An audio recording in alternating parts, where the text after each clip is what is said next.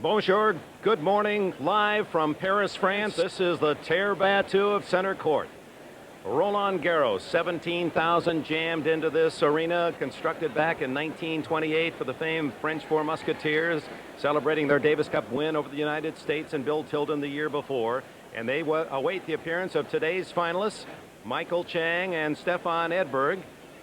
The weather, 80 degrees and sunny, might work against Chang, who has had trouble in his long matches in the heat, cramping and exhaustion. And here they come. First out is Stefan Edberg from Sweden. It's a new experience for both this French final. Neither has appeared in the finals in Paris. In fact, Chang has only won one pro event.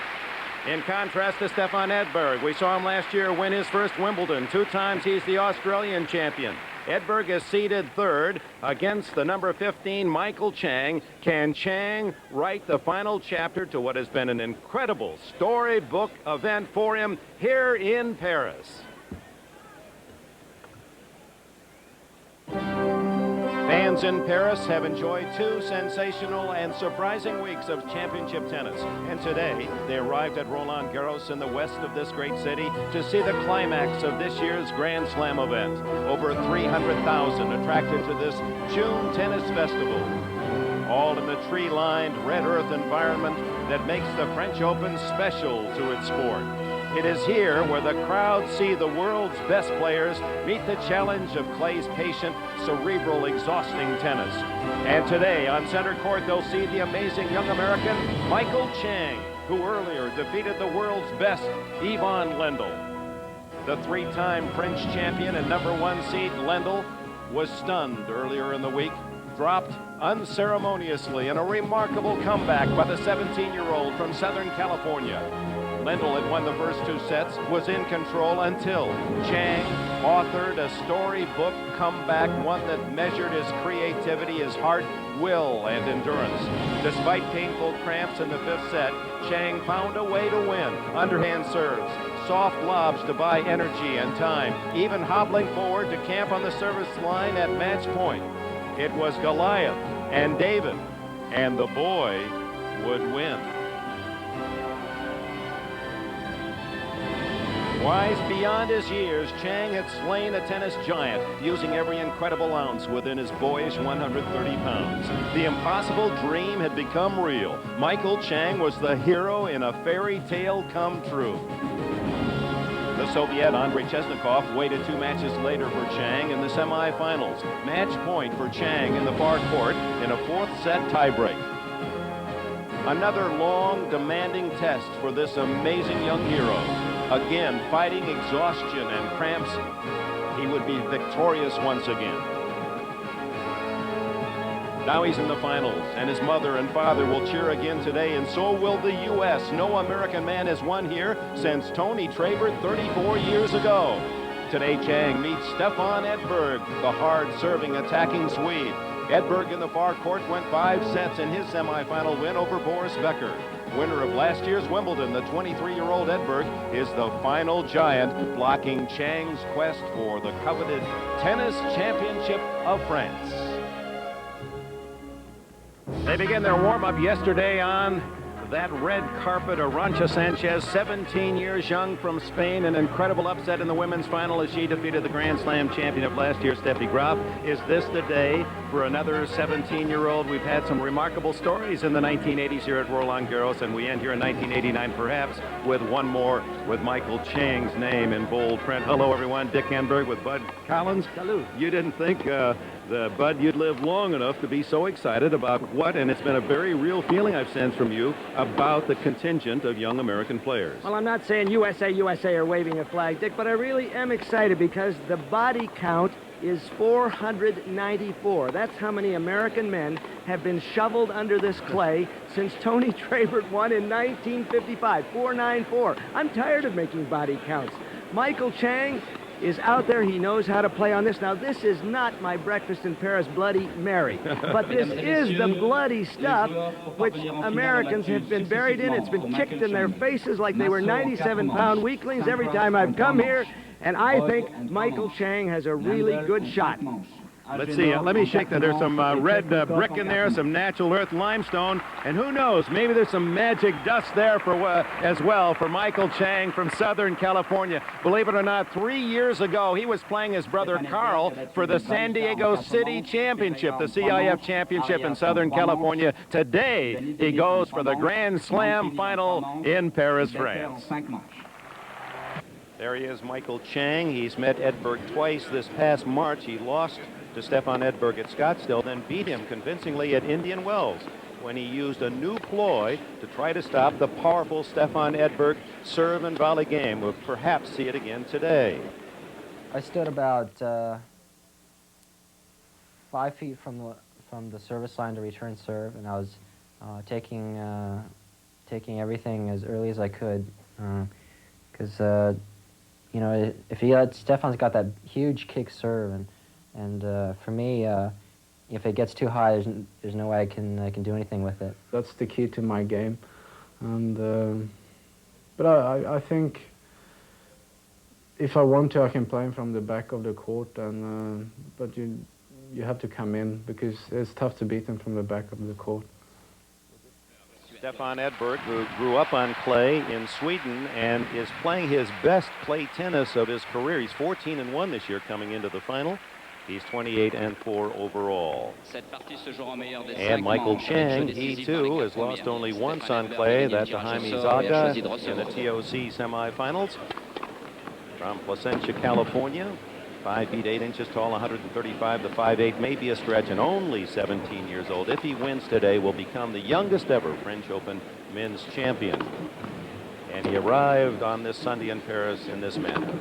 Maso, the Argentine, the very promising young American, Pete Sampras, Spaniard Roig, and here it was, boom, over Ivan Lendl. Now that might be the greatest upset of the Open era.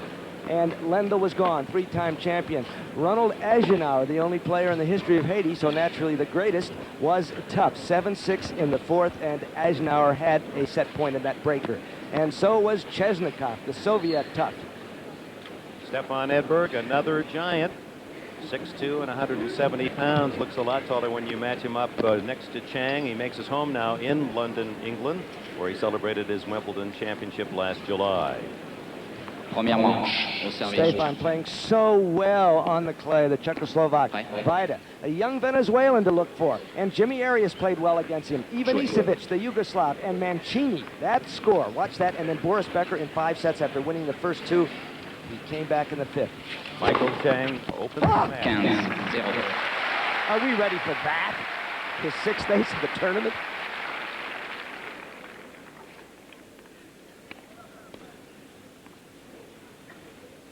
Bruno Riviere in the chair.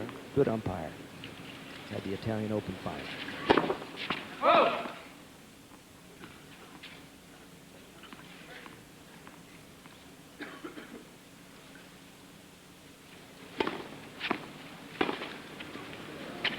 That ball caught the service line and took a tremendous kick. Now he talks about Edberg's kicker, which is really a killer, but Michael put a little bit of kick in that serve. So a couple of points off his serve to open the match. 30-love.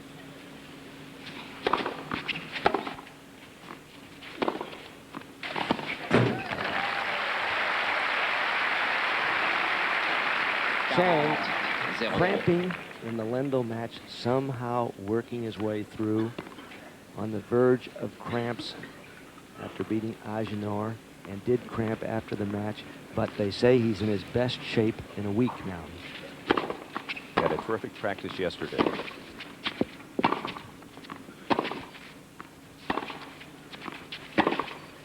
Impressive opening for Michael Chang to open this 1989 French Open Championship.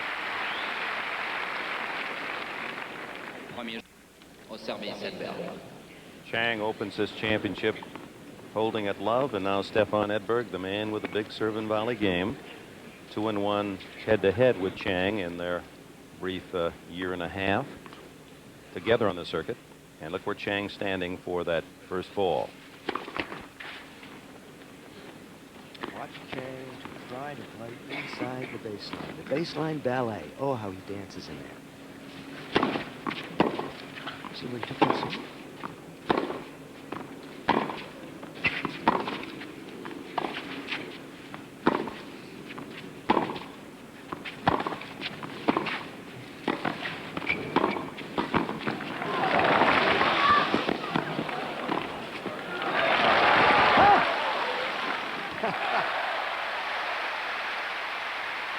He didn't win the point, but Michael Chang shows that he can play aggressively against the Edberg serve. That was a sneak volley. That's his second volley we see here. His third. Now he's not going to get this ball. Ho, ho, don't bet against it.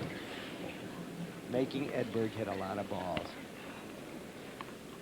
Mercurial of foot. Michael Chang, you just can't give up. You can't cheer too soon when he's on the court, especially this clay surface.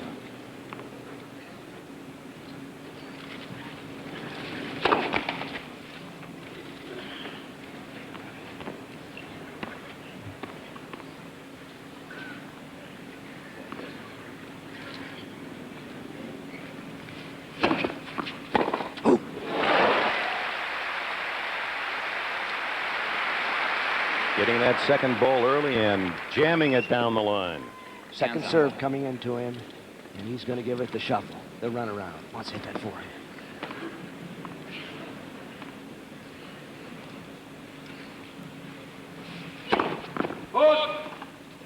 Now he has Edberg thinking about the second ball.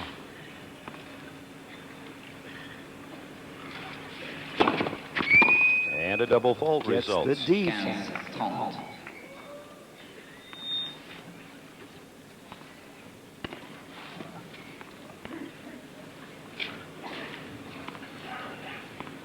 Edberg has captured 19 Grand Slam singles titles, 3.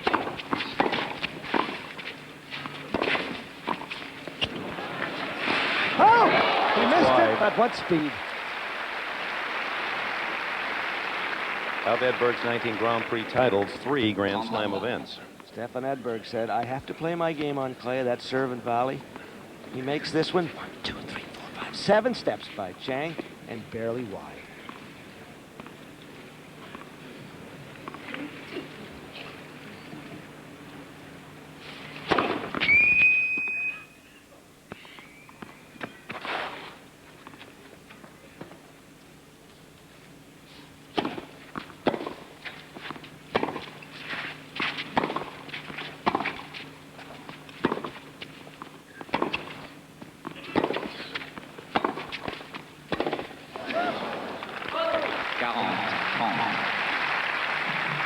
As you watch Michael Chang, remember this is a young man who grew up on the hard courts of California. Clay is a very foreign surface. He's played very few tournaments on clay. Boy, does it suit his style. And even though in Atlanta the tournament was an exhibition, it was on clay. And Chang did beat Lendl. And that, he says, even though it's an exhibition, it was a tremendous psychological lift.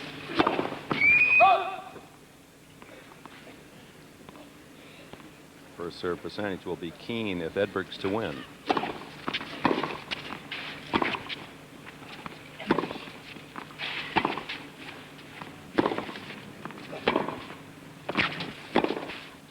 Oh, what a shot.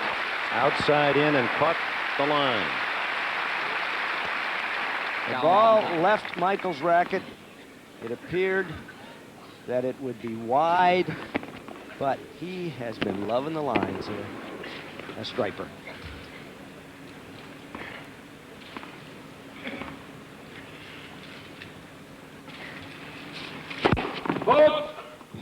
How important's the early lead, Bud? He did take a 6-1 quick set from Chesnikov in the semis.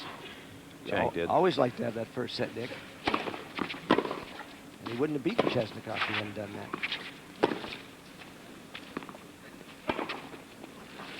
The sneak. Ho, ho. Creative, one of his many talents. Now, Chang gave Edberg a moon ball, and Edberg said, well, let's play astronomy. I'll give you one. But Chang doesn't stand still for it. And the first break point.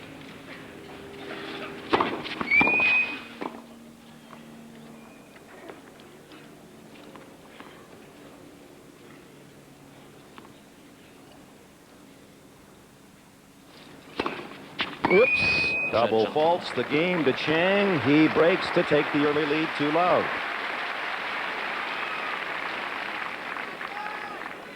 2-0. What a fast start. How much are they playing for, along with the reputation and the honor of being a Grand Slam champion? $291,000. They both have made $145 to make it to this championship day.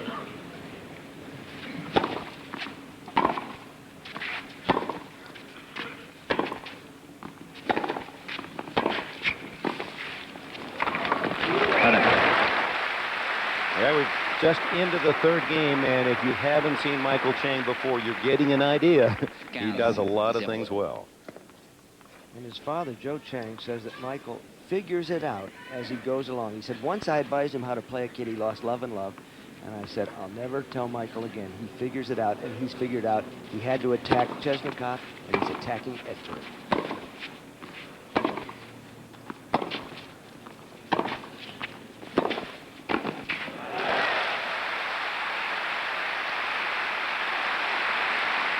And this man is not going to fade away. We saw that at Wimbledon. Down 2 sets to love against Mechir in the semifinal. Tough match in which he trailed Boris Becker in the final. People said he didn't compete very well before that. He said, I wanted to show them. And he said, I'm going to show them here today, too, that I can play on this stuff. Now, others, Lendl and Chesnikov, let Chang live with a wobbly second serve. Let's see if Edberg does.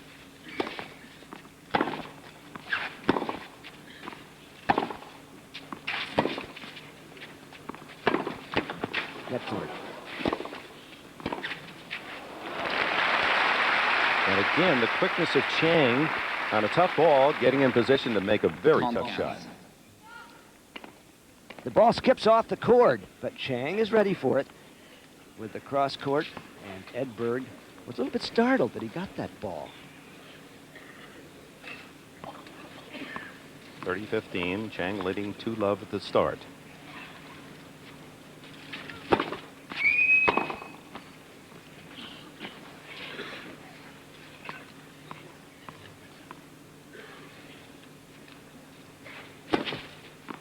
Oops, first double fault for Chang. He's not had many aces throughout this 2 weeks, but not many double faults either. One of each in the first 3 games.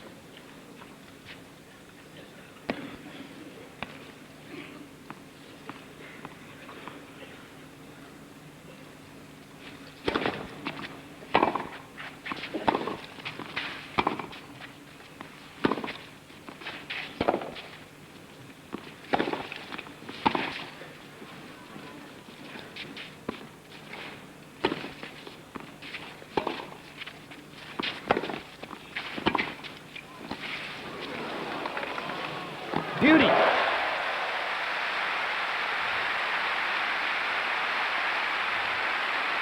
I was surprised at Edberg on that point. He hit such a good lob and hung back. But he shows some speed now. Look at this. Pretty nicely angled volley. But Edberg knows there's one place for it. Tucks it in the corner for a break point to get back even.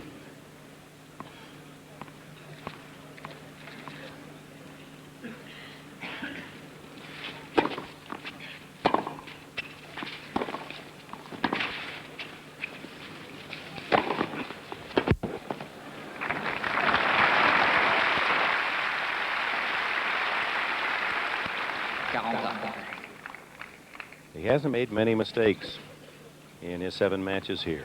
When he seizes a short ball, he attacks and comes quickly to the net, right behind a solid shot, as he did there.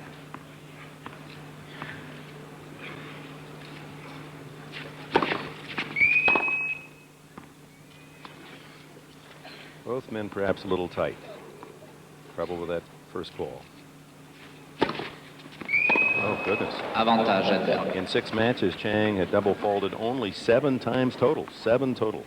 Twice already in his first 2 service games. Another chance for Edberg to break back.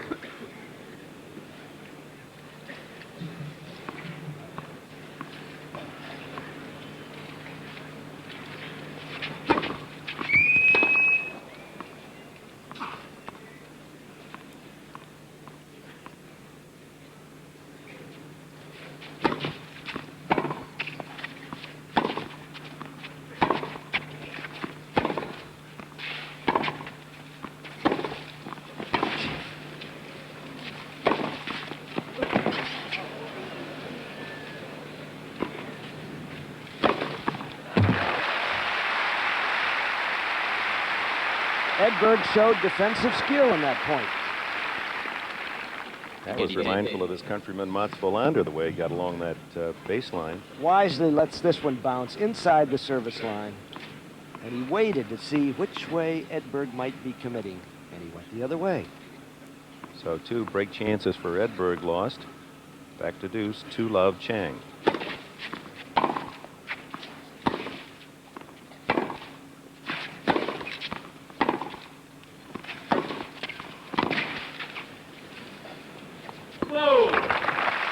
No question who has more pace on the ground strokes at this stage. Quite a contrast. Chang out hitting Edberg in that regard.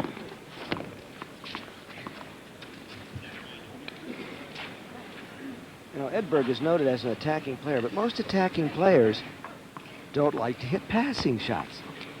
And so Chang is testing Edberg, says, see if you can do it. I can hit him.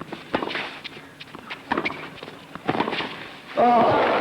And can he ever? Michael Chang leads 3-love. First set French championship. While mother Betty Chang has been with Michael throughout this championship, Joe had to fly back to work, as Michael put it, got to earn some bread back in Southern California. Took the Concord back to be here for the finals on Sunday. He says that Michael is more like his mother. He thinks carefully before he speaks. So that's the leader of the Chang gang. And there's Betty. She was really the one who started it all. I said, where can you date it back to her? She said, well, I guess to a wall in Queens. We lived there. She said, I found it. I paid $1 for a tennis racket. I was hitting balls against the wall. She said, I don't even remember where it was in Queens. But she said, I thought this was a pretty good game.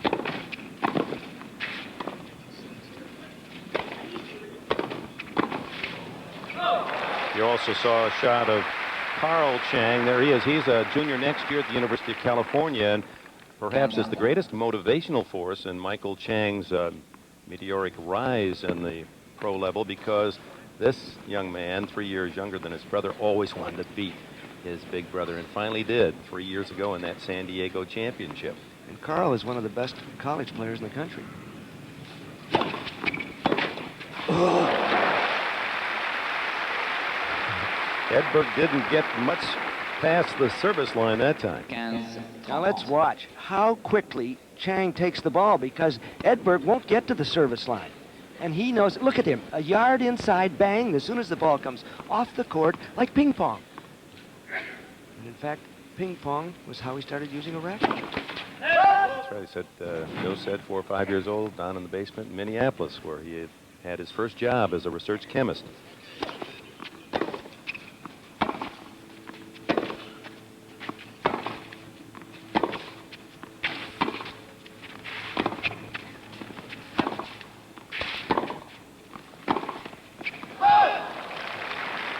Double break point for Chang. 15-40. And Edberg hit a very nicely sliced cross-court backhand that made Chang go to one hand on the backhand to dig it out. Sort of balls that Steffi Graf was hitting yesterday against Arantxa Sanchez. Petit peu de silence, je vous prie. Merci. And to no avail, as it was on that point. The inside guy. Oh, big ace for Edberg, his first. Knocking away one of the 2 breakers.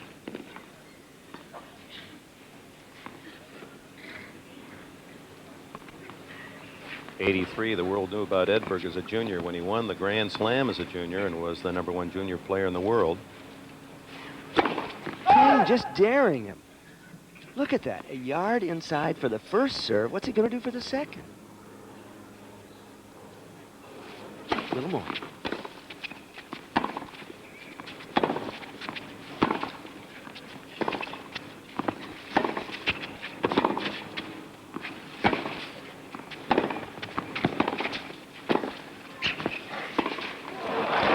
Edberg had the opening but couldn't convert, and Michael Chang has broken Stefan Edberg for the second straight time, in control of this first set 4-love, just as he played Andrei Chesnikov. Won the first 5 games against the Soviet 2 days ago in the semis.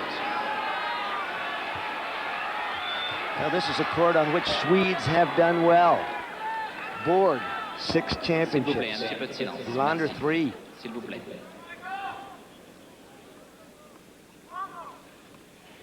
Sven Davidson, 1.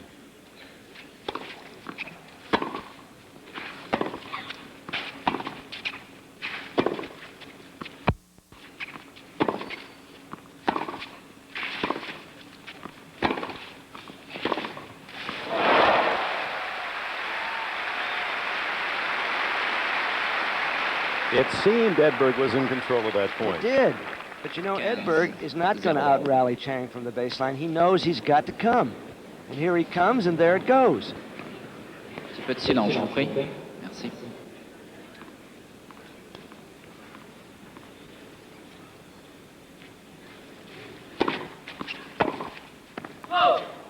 Trente, 0. And if his forehand starts to go, it is the weaker side for Stefan Edberg. That's all relative, of course, folks. The weaker side. I'd like to hit one forehand, just one, like Edberg does.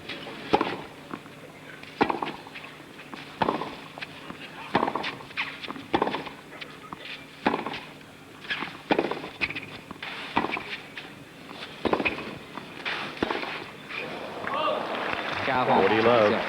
There are a couple of championship matches here in the 80s that relate to this one. One in 1983. Yannick Noah, remember, it was our first Café and Croissant Sunday from Paris. Un petit peu de silence. As he won the first championship by a Frenchman in 37 years. What a glorious day that was. Now Chang trying to become the first in 34 years from the U.S. to hold the men's trophy.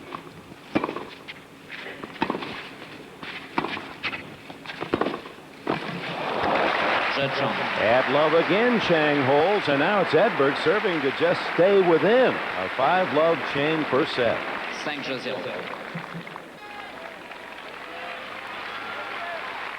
So Michael Chang's story starts brilliantly on this warm Paris Sunday afternoon. 5-love, and Edberg hungry for just a point. They played 32 points, and Edberg has won only 9 of 32 Un petit peu de played silence, so mesdames far. et messieurs, le jeu reprend. Merci.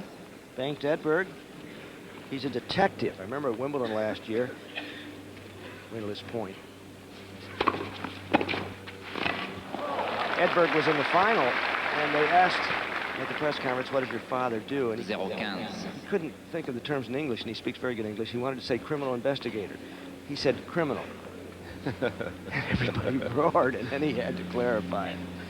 But there isn't much crime in Vasterbeek, seaside fishing village. Edberg comes from.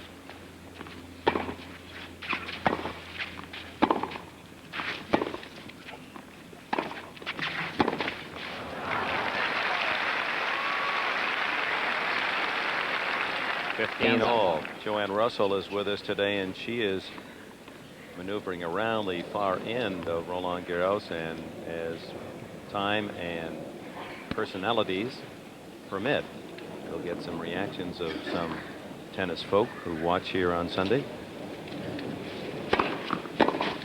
35. Edberg fighting to avert the bagel. It's been a long time since a man was bageled in the first set, and it happened to an all-time great. There's Tony Picard, the Englishman, who has coached Edberg for 4 years. Fred Perry was bageled in the first set in 1936, and he's here watching. That's the last time? Yep.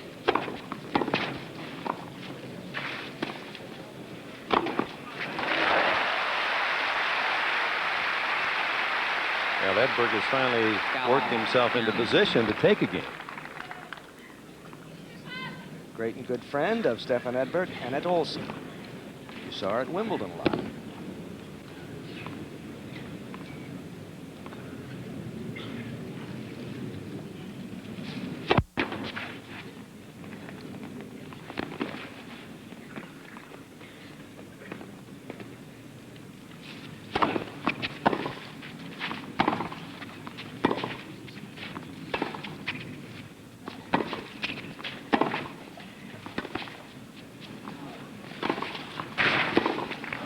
Stefan Edberg does win a game in this opening set. It's 5-1, Michael Chang. Chang mène 5 jeux à 1. The good thing about both these men is they come to play tennis. They get right on with it. Something that doesn't always happen in the men's game today.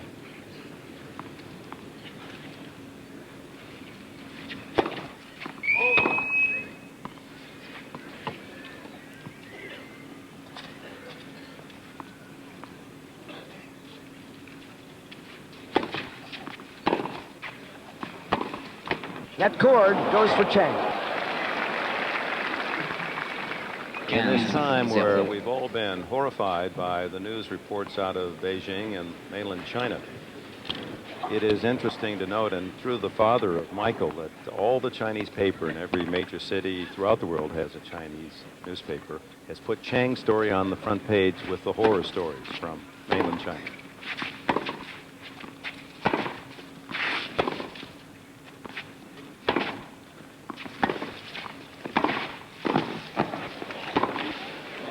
Well done. Great shot.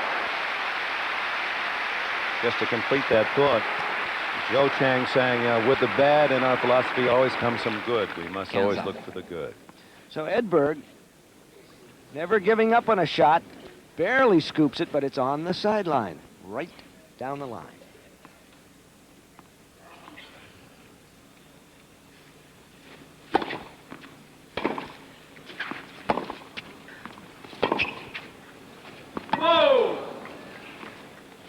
Edberg running well, and that was part of his plan. He's trained specifically this year for the clay court season, did more long distance running with Coach Picard, and it certainly is reflected in some outstanding results, 14-1 on clay. He was a little tired of people making fun of the way he played on clay. You know, he's been beaten by a lot of unlikely players here in Paris. Paris rolled down last year.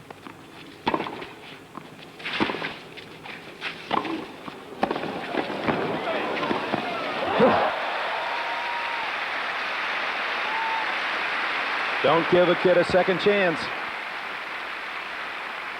Now Edberg seized the opportunity. Good play, but he hit it right back to Chang. And even though he made that one, Almost undressed by the second. Silence, je vous prie. Merci. Set point. Merci.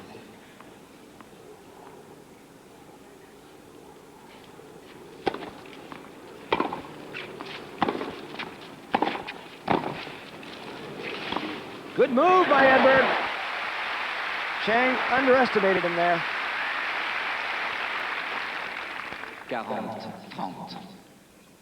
Edberg sees Chang coming in, and the angled volley was covered with ease.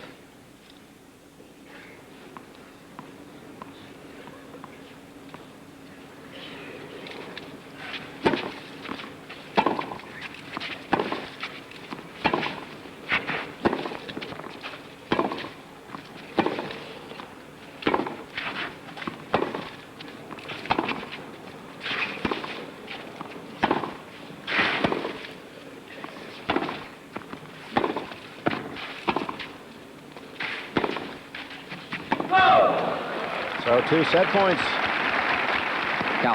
have flown away from Michael Chang. And that also, not only the set point averted, but the point makes Edberg feel good, because for the first time he has out-rallied Michael from the baseline. That's a very, very long point on clay for Stefan Edberg. And against Boris Becker, there was none that long. They were both charging.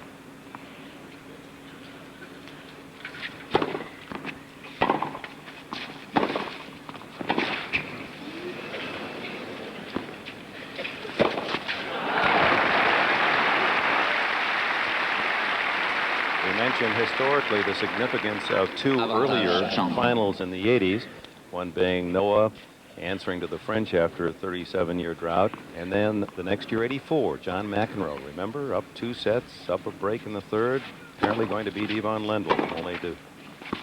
Got the baseline. Égalité. To deuce, only for Lendl to win his first Grand Slam title, and another American to be pushed into the dirt at Roland Garros. Couldn't come much closer to a championship than McEnroe in '84. Service Edberg leading the fifth. And Edberg, true to his word, stays aggressive. Avantage, Edberg. And the test of this title is the willingness and the ability to endure. S'il vous plaît. Merci. 4 hours might be the challenge.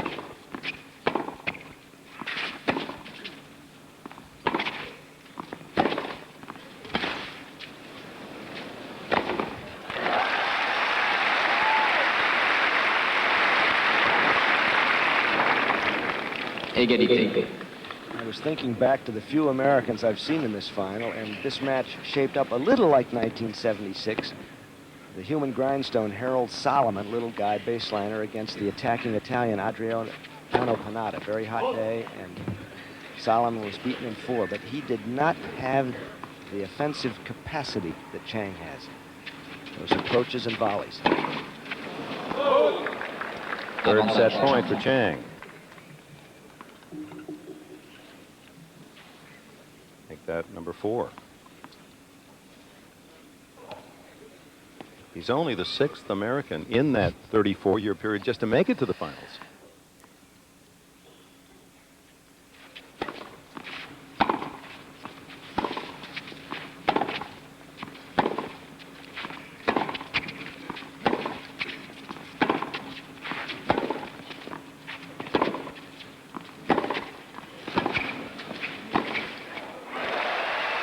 What a way to punctuate a terrific opening set for Michael Chang. Foundation that Chang's provided. Premier service. First call for Jean Fortescue, the net check. Middle right of your screen.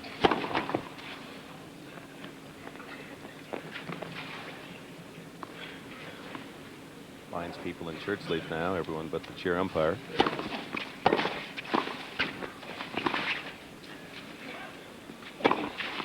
Tough lob and a wonderful response by Edberg. 15-0. Remember the Chesnikov match? He roared back to win the second set after losing the first 6-1 to Chang. And Edberg has more to his game than Chesnikov.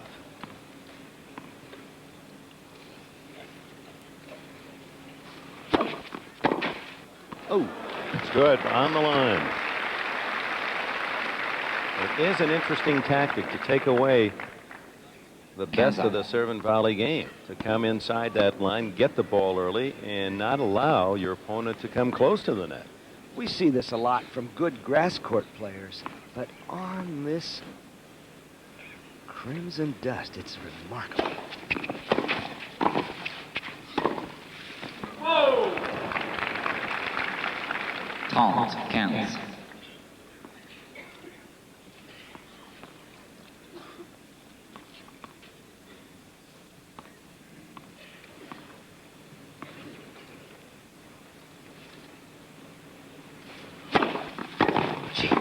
What a return, and Chang was out of the play. 30. Can't serve any better than that. Have it knocked right back in your face. Such quickness. Return of serve is Michael Chang's symbol of superiority.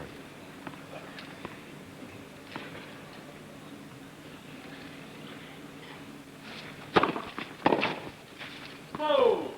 40-30. And it appears now that Edberg, after that first set, is going to be attacking on every serve. He's got to. There's no percentage for him on the baseline.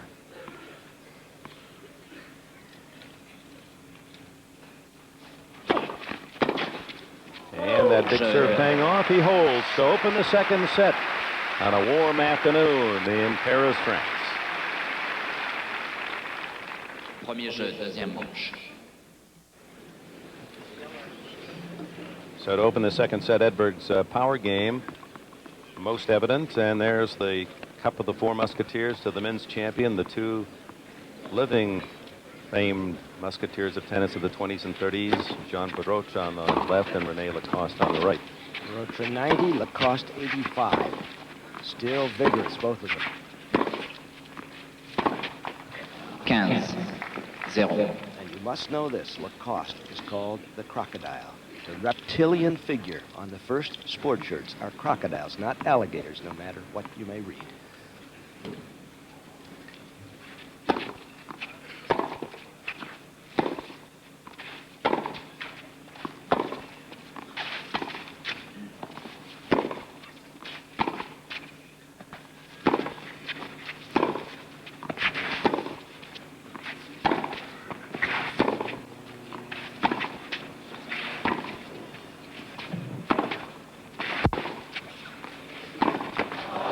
Edberg was playing a good point until then. Changing speeds, Lacoste and Baroche would love this match, I'm sure of it, because they were telling us the other day with all a big topspin. Lacoste said, I know why Borg retired so young. He bored everybody, and then he bored himself. With all that topspin. But he was thinking of the tournament here, because Borg never bored anyone at Wimbledon for those 5 victories.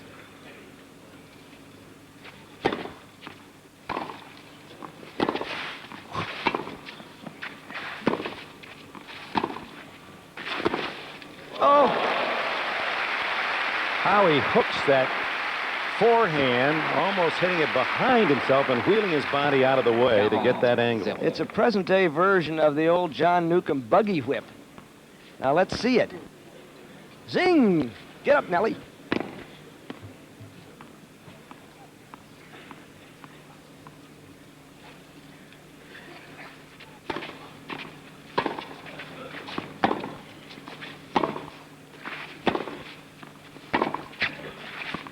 Got the one.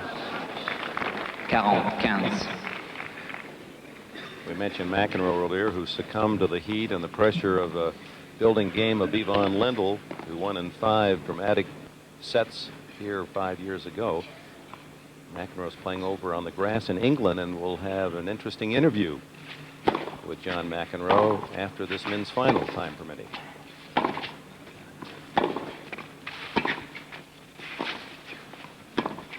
Top spinner and Edberg.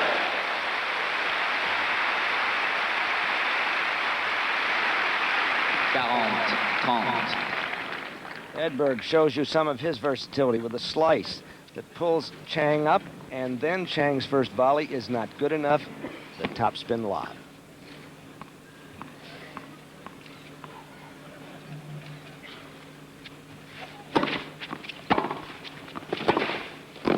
Well, Edberg tried to sneak up, and it didn't work as his shoelaces are tied by that forehand. Chang holds to 1 all.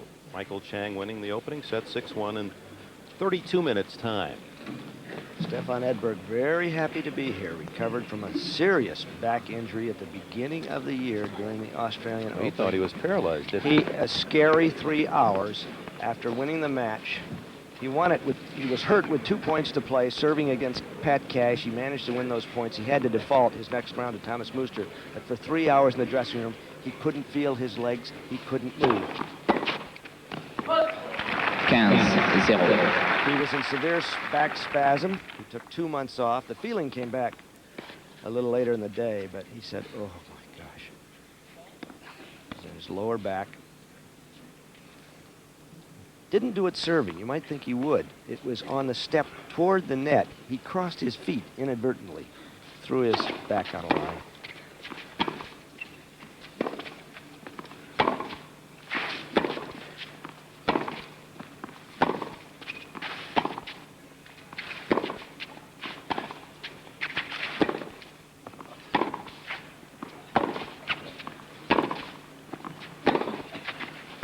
Mm.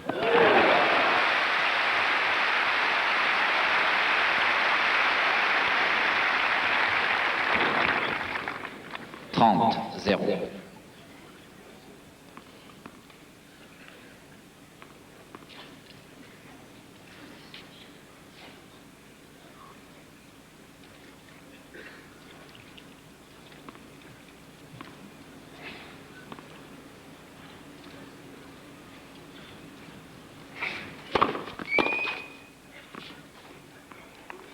While Chang's had trouble when matches have gone 4 hours in the French heat, Edberg's the man charging, and his game is more exhausting. That serve and volley racing to the net. Caught both lines. 40 love. 40-0. Can't paint him any better than that. J'ai pas de silence, s'il vous plaît, mesdames et messieurs. This will make Edberg feel good if he holds twice in the set. Lost his serve 2 out of 3 times in the first.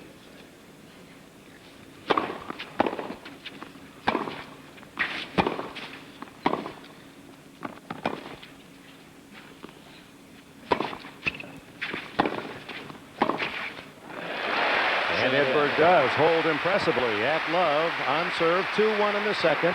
Michael Chang of the U.S. leads by a set. Edberg mène par 2 jeux. Bastille Day is the 14th of July, but just a few days they'll celebrate the 100th anniversary of that famed Tower Eiffel. And a lot of rigging around, fireworks, and it's going to be a tremendous summer of celebration here in the bicentennial year in France, and of course here the great city of Paris. And now the conclusion of the tennis celebration, the French Open. Michael Chang serves 1-2 up a set in the second. That's an on-court temperature. And could definitely take its toll, especially on this young man.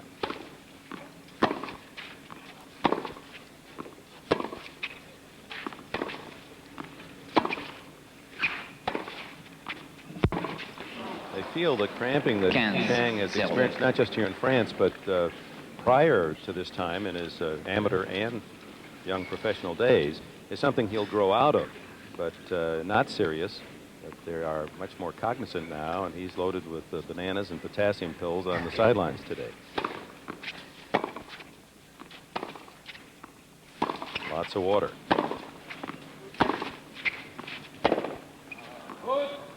Kansas. Michael impassive. The only emotion during Lendo when he was trying to stoke himself through the cramps in the 5th set, shaking his fists and squeaking all the way in pain.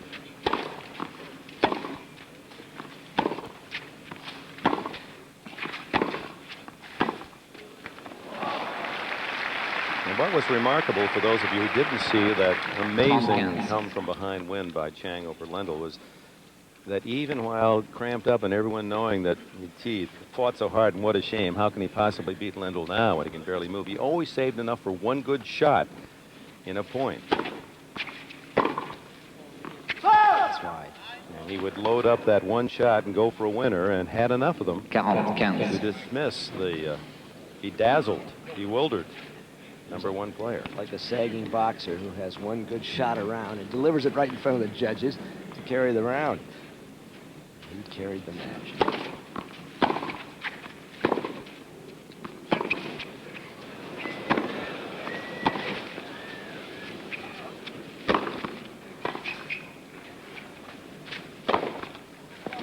Pretty good retrieving by Edberg, but Chang with another solid overhead. It's 2-all. 2 jeux partout, seconde manche. Says he's tired of being called the youngest ever, too. It's almost like his first 3 names. The youngest ever to be in the French finals. The youngest ever to be on the U.S. Davis Cup team. The youngest ever to win a pro tournament. The youngest ever to win at the U.S. Open. The youngest ever to be in the ATP Top 20. And on and on. That's Edberg, but it's still going.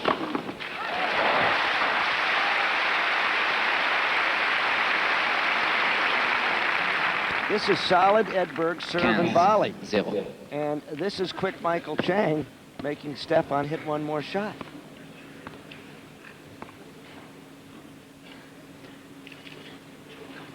Foot fault called, and Edberg does Pas de silence, s'il vous plaît, mesdames et messieurs.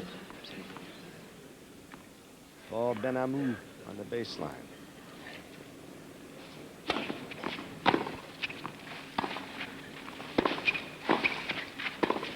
Net cord, and it helps Chang.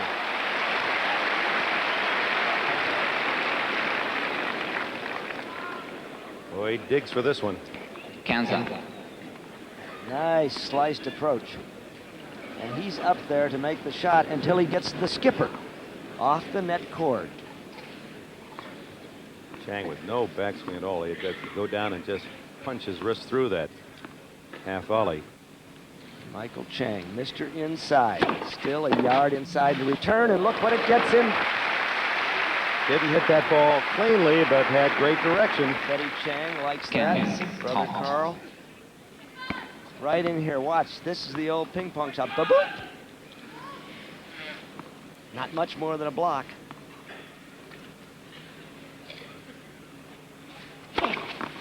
Oh! Well, that was a lot more than a block.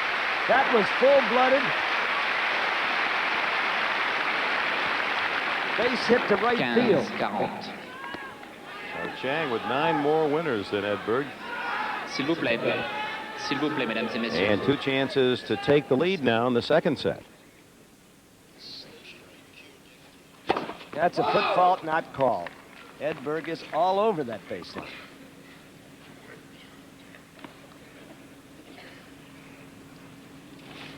Again.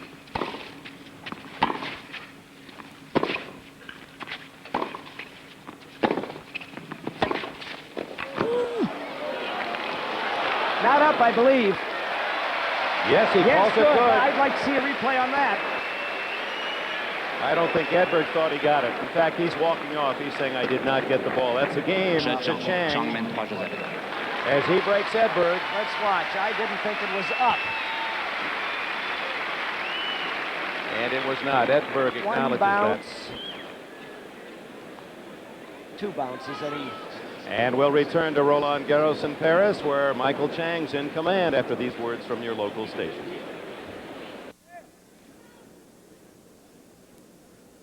Stefan Edberg not quite able to get to this little stab volley by Michael Chang. And with it, Chang had his 3rd break of Edberg and leads 3-2 in the second after a 6-1 win in the opener.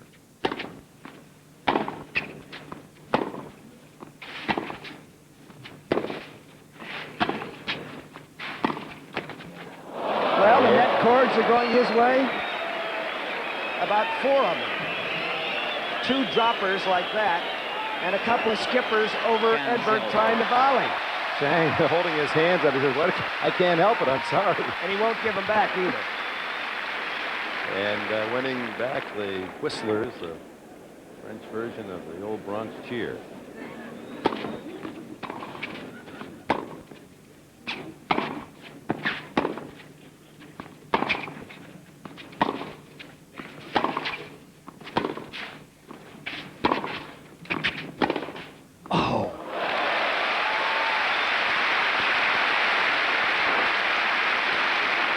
Look at this 17-year-old 30-0. who must be very good in geometry work this court, cutting angle after angle.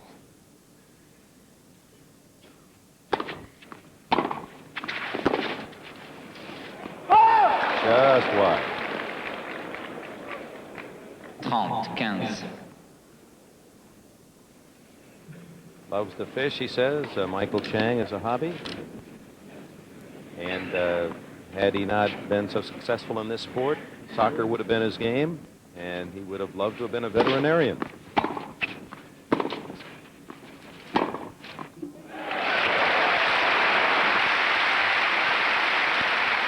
Edberg pouncing on the short ball. 30. Something within Edberg needs to be called forward. He needs something to spark him. He's not been able to break Chang. That could turn things around for him. 30 all. 2 very big points for Stefan Edberg.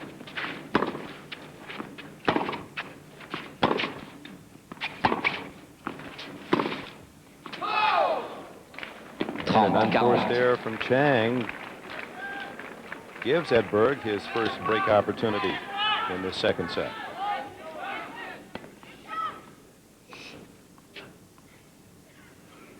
He had a couple in the first set, couldn't convert.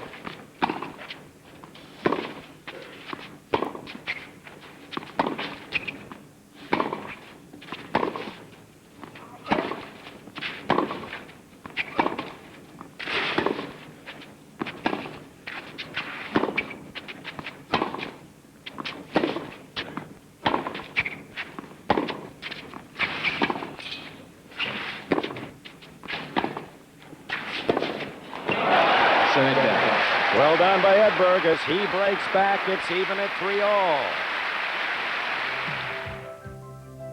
The 1989 French Open is brought to you by Norelco Lift and Cut Shavers. We made clothes comfortable. And by Siemens, leading edge technology that gives you an edge.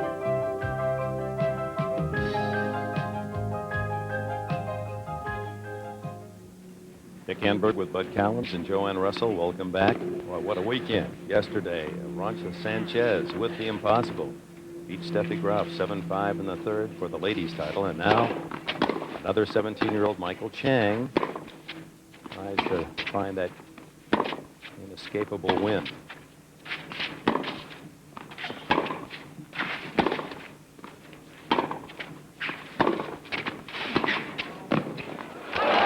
It's wide, but it's called good.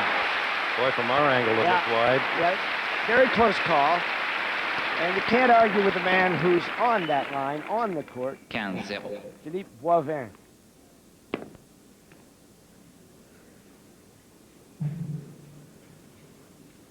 And this is the stage at which, against Chesnikov, Chang began to bend a little. He was off to a 6-1, 3-1 lead. Chesnikov caught him and won the second set. Well done with that top spin lob. Another trajectory of attack for Chang. Angles right and left, and then 15-1. a well-placed lob. He's on you like a horde of mosquitoes. Hitting you here, there, on the toe, on the forehead. You don't know where he's going to sting.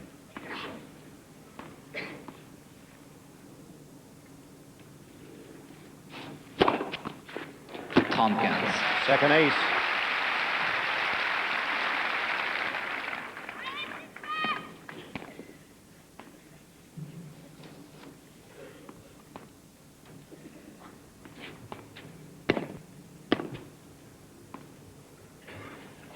.93 miles an hour recorded that ace.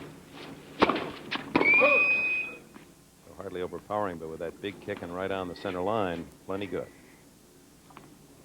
From Edberg, who served only 47% first service in the initial set.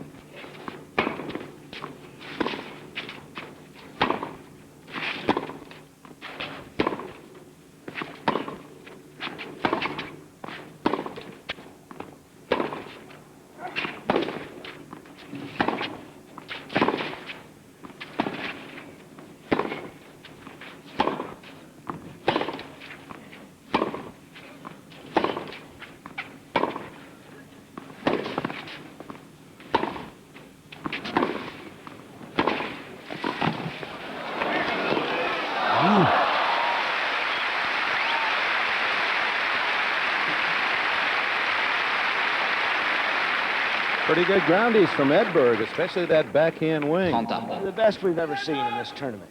When he can beat the brawny young Argentine, and put this name down for yourself, Alberto Mancini, who won Monte Carlo in the Italian Open. When Edberg can beat him in straight sets on clay, you know he's hitting groundies. And that's what he did here in Paris. But Edberg should get to be a lot better player after all. He's so young. Just 23.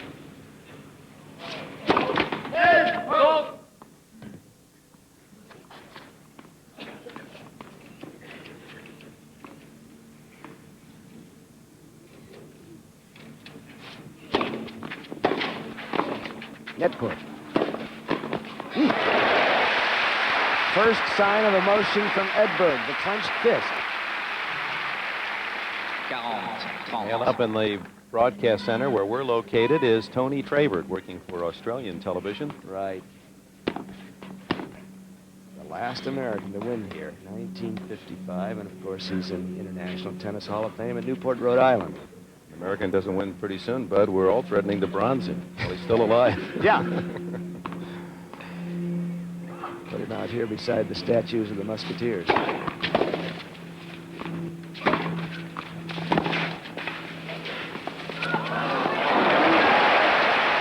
Boy, that was that tricky little backhand scoop, and Edberg on serve 4-3 in the second. Don't exchange of breaks in the middle of the second set. Chang serves on, serve 3-4 after a 6-1 opening set win against Stefan Edberg.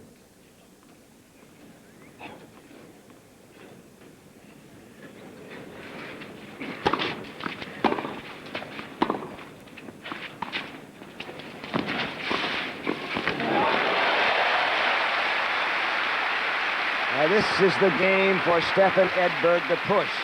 If he can score a break here and he decides to attack with a dropper. And he's ready. Look at that lunge. If he can break, he'll serve for parity.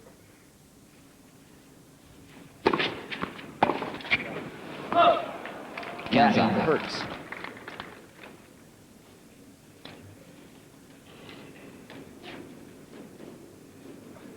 Edberg has been playing better all the time. The surprise factor is now past.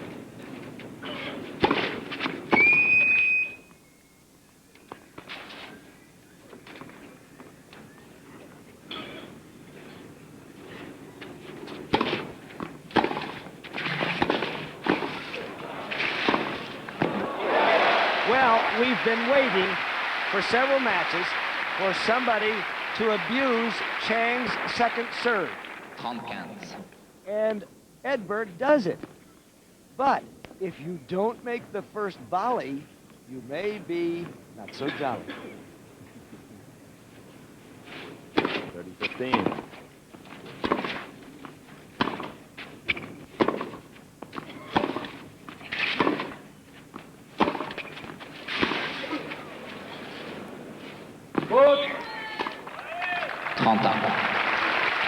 No question, though, but Edberg's hitting pace has picked up. He's striking the ball much more firmly than he did the first set. Look at the winners over errors. Wow, plus 22 for Chang. Those are great numbers. Only 6 unforced. Critical sector right here. Can Chang keep it going? Can Edberg stick his nose into it? At 30 all, 3-4.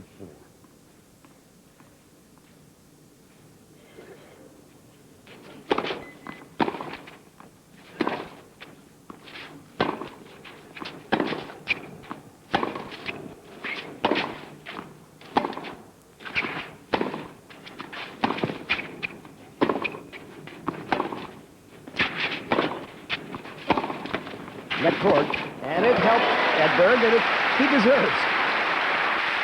They've all gone Michael's way until now. 30-40. And here is that break chance to go up 5-3.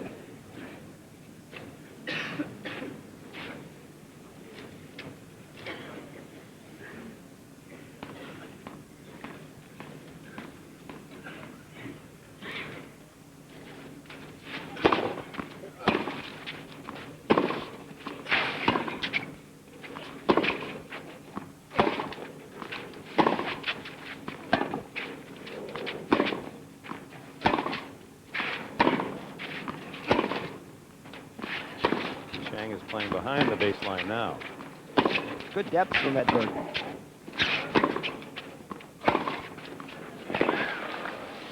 And Edberg has taken that 5-3 lead in the second. Breaking Chang, Michael's last 2 service games. And unlike the first set where Chang was to the net frequently, remember how many overhead winners he had? Forced the pressure of the points, and now it's Edberg dictating more and more, and now serves for the set. As Edberg strengthens and gains length on his ground strokes, he pins Chang, where Michael does not want to be. Whoa! 15-0.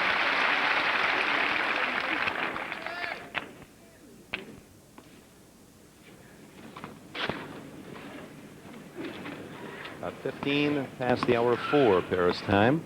They've played an hour and 6 minutes. Ooh.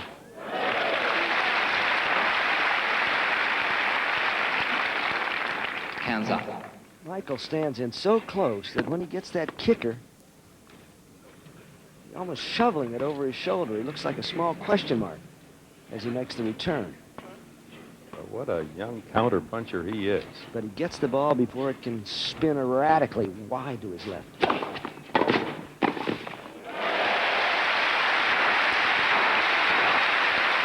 Yeah, that's the Edberg we'll see a lot of at the All England club. 2 hits and a point. Serve and a sharp volley. Chang will be there too. Made a good impression last year, his rookie year, nearly beating Henri Lecomte.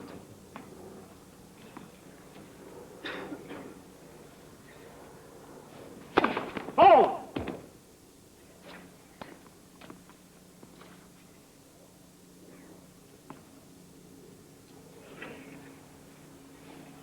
Clear foot fault. It's not being called.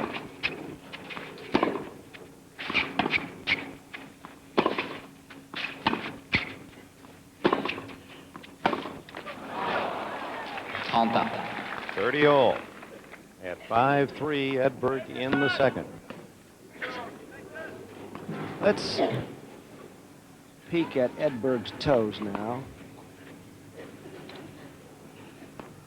See that? He's scraping both feet on the baseline as he goes into it, and he hasn't struck the ball. There again. Yeah, that right foot Yeah, was well yeah, over the line. Yeah, and the foot fault judge is just having a nice afternoon in the sun. Catches it again with his right foot. 40. Some people, a foot fault doesn't give you an advantage, but Edberg, it's a definite advantage. Yeah, that's like the pitcher that's able to cover up the mound and pitch from about 2 feet in front of it.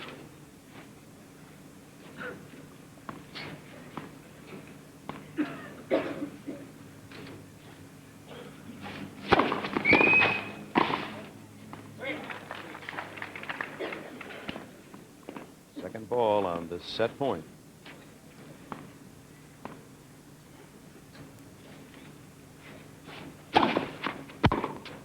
And he stayed back.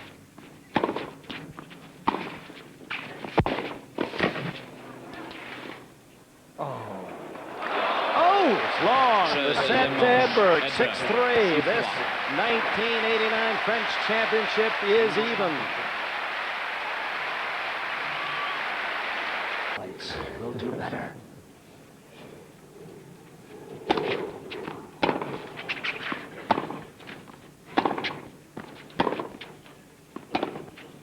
Caught the baseline.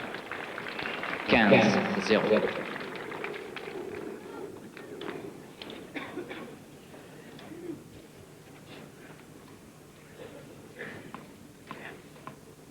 Chang has been broken his last 2 service games.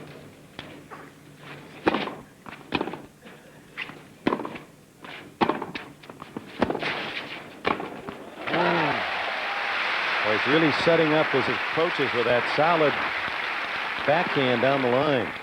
15.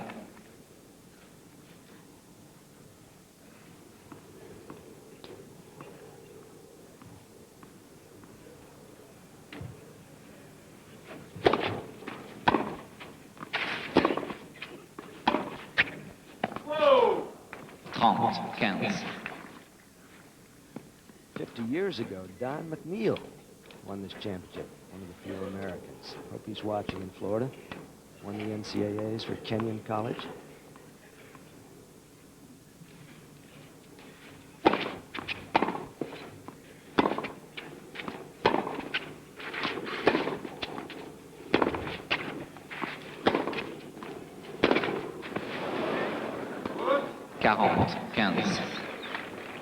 A little tired on that stroke, and this might be that slump that we often see in the third set, and all the struggle through the finish of that second, and wear and tear of the action now being felt perhaps by both men. But you can't afford it because the third is so essential.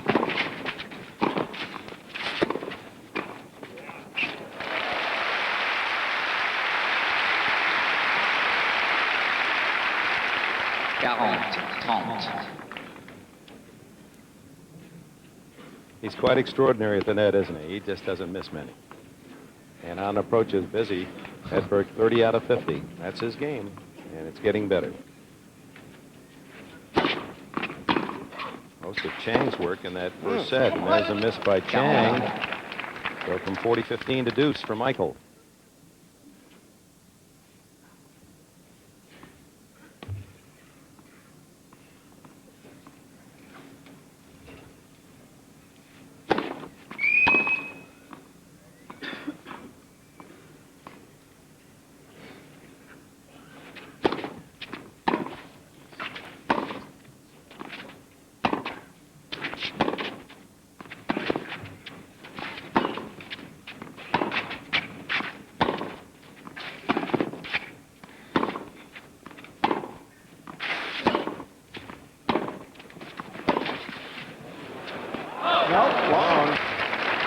Edberg pushing him more and more. And a chance to break to open the third for Stefan Edberg.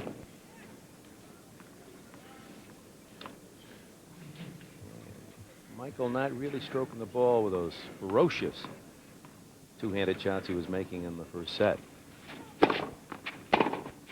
Oh, gets a break there. Edberg pushing that forehand return just long.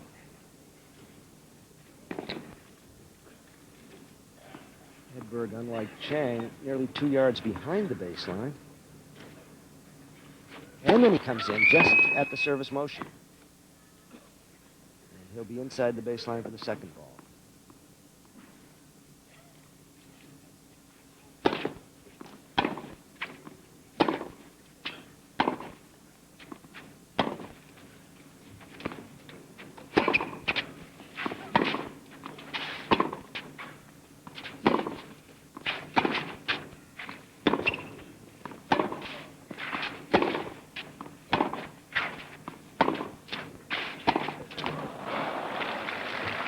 Avantage Chang.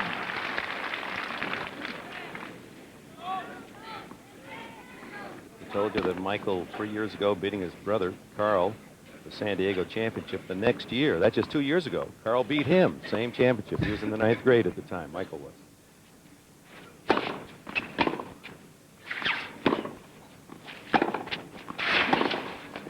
Net court.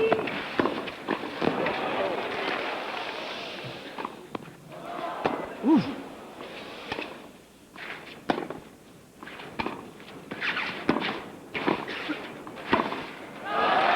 Rushed.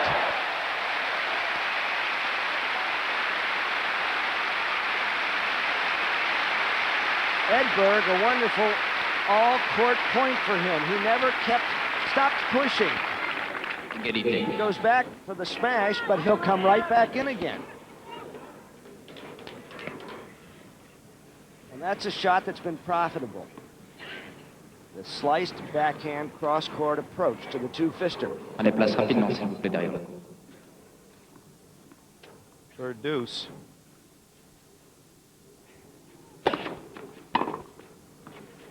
Longest game of the match.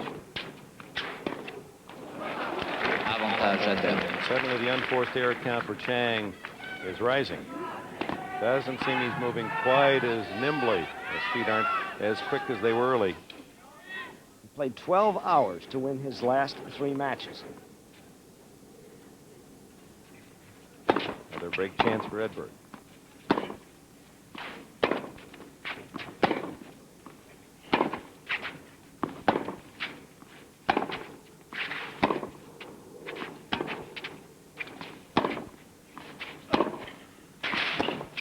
And Edberg breaks.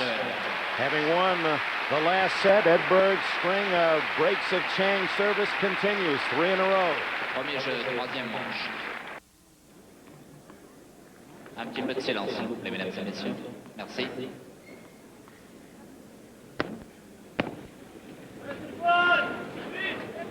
Five games in a row for Stefan Edberg. And now he serves with an early break in the third, a set apiece.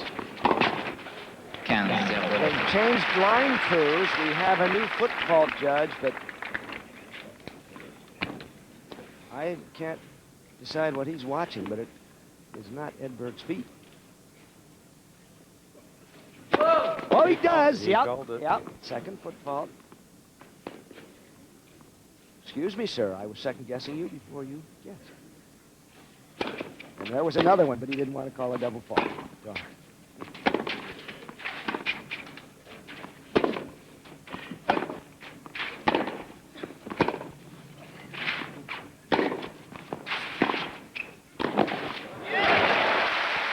Well, it has been some time since Michael has positioned himself to have a volley. 15 ans. For you foot fetishists, here it is. Let's see what he's doing. He's touching with his left foot and then his right, and then he hits the ball. Clear foot fault, and Edberg has been doing it throughout. And with his power game, it really is an unfair advantage. It has a very positive effect for his game. He's been called twice in 2 sets. Ooh. You look at the angles at this point, Bud, and if you give Edberg another full step, he makes that volley. Yeah. Such a quick reply, though. And that's the key for Michael Chang as he continues to stay well inside the baseline to return serve. And look where Edberg made that first volley. 30 ans. Yeah, this will give us a little better angle of the feet, Let's see if we can but sneak down his ankles here. Use your X-ray vision, folks. that is not our camera. That's our shared feed with French television. That's their very special camera up on the crane high above the eastern sidelines. Huge of point center court. for Chang now to reassert himself. 40-30. Excuse me, 30-40, the break chance.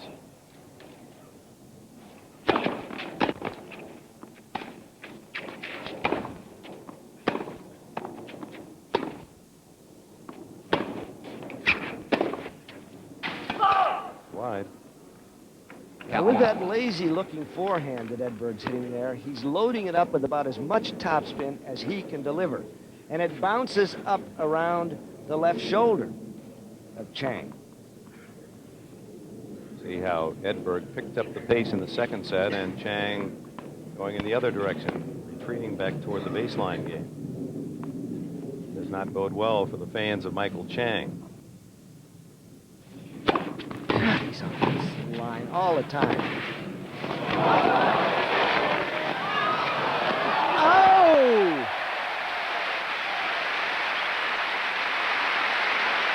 Great point for Stefan Edberg. His point of the match. This looks several times as though it's going to either player. There it's Edberg's. No, it's Chang's. Well, it's certainly Edberg's. No, it's Chang's. It's Edberg's.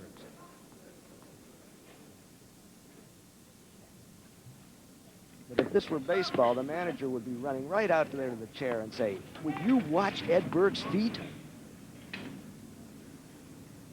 Again, doesn't matter, I guess. Joël. Edberg, he leads 2 games to love in the third set. They split the first 2. 2-0, troisième manche. And now Michael Chang, who enjoyed the first 3 breaks of the match, in fact led in the middle of the second set up a break at 3-2, but has not been able to hold his service games the last 3 tries.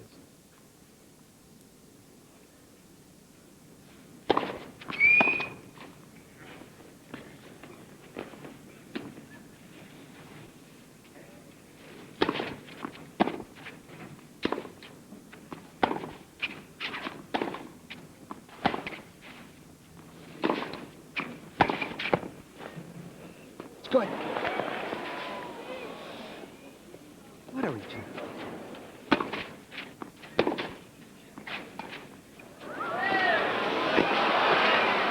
He hit the net, losing the point automatically, but Edberg had it anyway.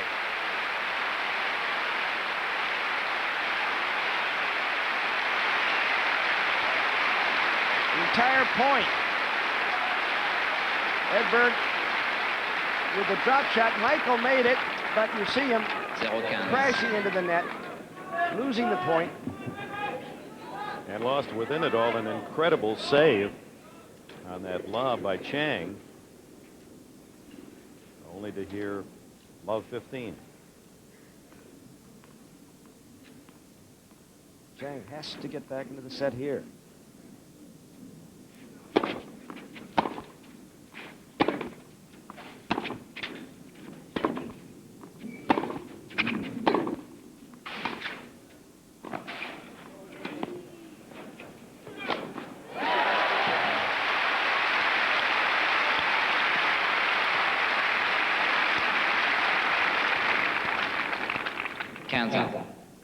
Edberg looks as if he's gasping a bit on the far side as he strolls. Well, he's playing awfully good clay court tennis. Isn't he? With the emphasis on offense.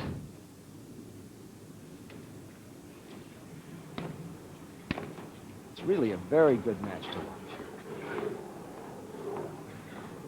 15 all. Premier service. In case you're just joining us, Michael Chang of the United States, Placentia, California, serving. Love 2 in the third. He had won the first set 6-1. Edberg took the second 6-3. 15 all.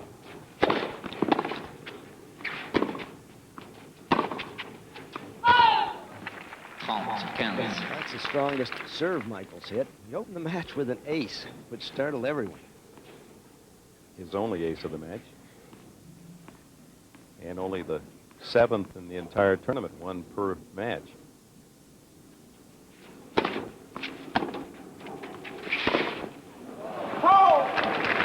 backhand of Edberg has become potent. Hitting it full out, sliding it down the line, chipping.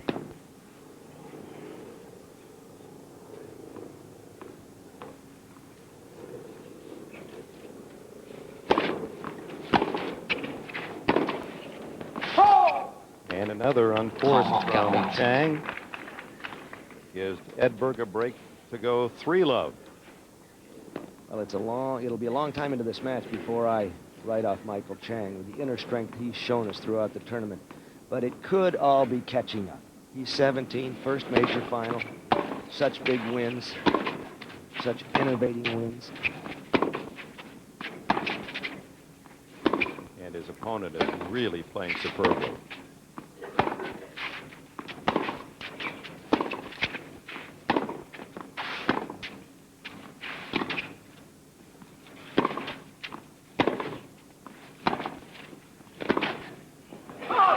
Making Chang hit too good a shot. That's right. Forced another mistake. Pressure on him. And it's 3-love Edberg, and he is on a roll.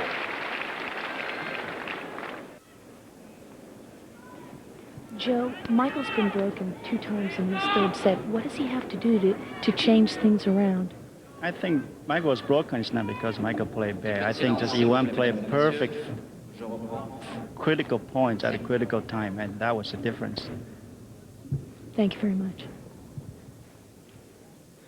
Stefan Edberg has won 7 straight games.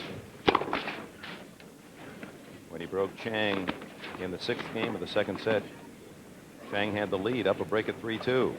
Well, Papa's right. This isn't Michael feigning. This is Edberg playing tremendous tennis. 0-15.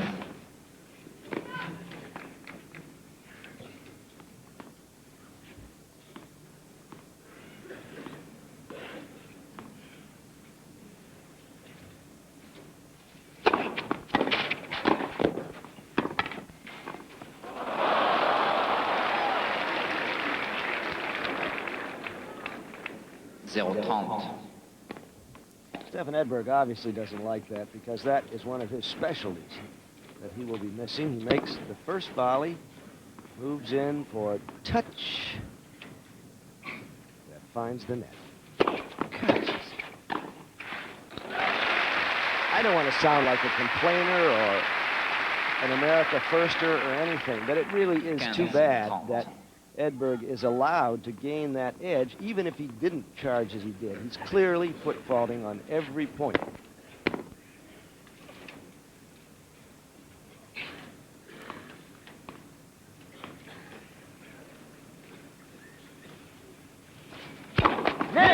Premier service.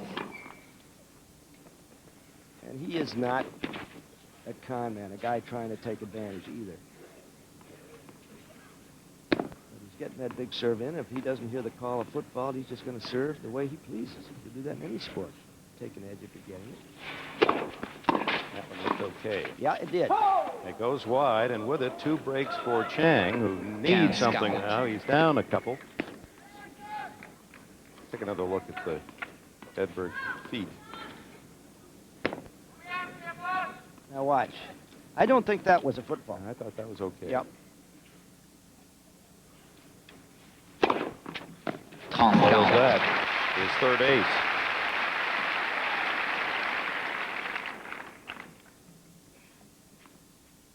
That one measured at 97 miles an hour. So again, you don't have to have the big 110, 120 mile an hour power serve to throw in an ace. Plenty of action on that 97 miles.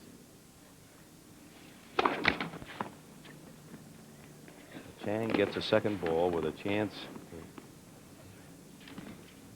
take one of those 2 breaks Edberg owns away from him. And gets it. So that ends the string of 7 in a row. Edberg derailed at least for a moment. At least he stopped at the depot to pick up fuel.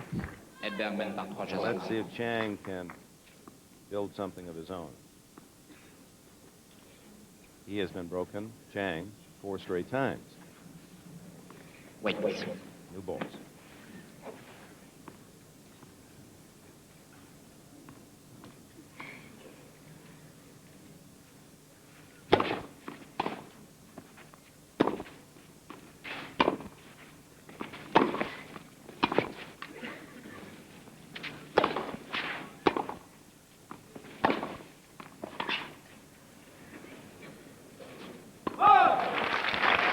Pretty tough overhead for Chang. That was a good lob thrown up by Edberg, the first. 15-0. And they're doubly tough when you're 1-3 in the third set, looking up there. The old think balls. Show your own perspiration.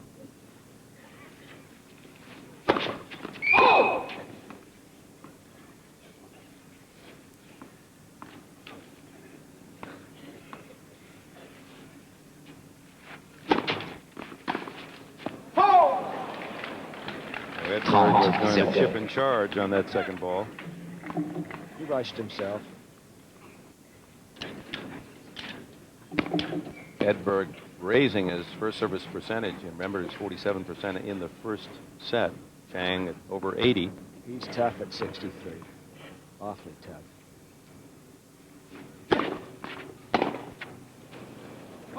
Garros, As was the last one.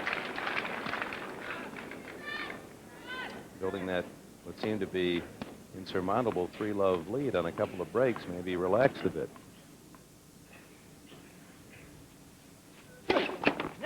Premier service.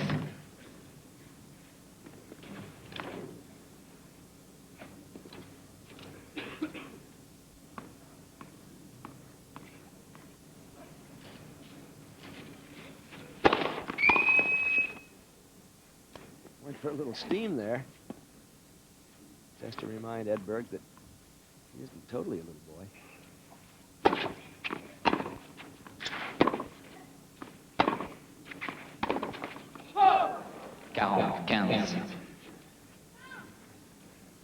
John McEnroe, at times in the past 8 months, playing up to the form that earned him such raves for his great championships of the 80s, including 3 at Wimbledon, and then a back problem. He did not play here in Paris. But he's in England, and Bud had a chance to talk to him this week. We'll get his feelings about a lot of tennis matters after this match.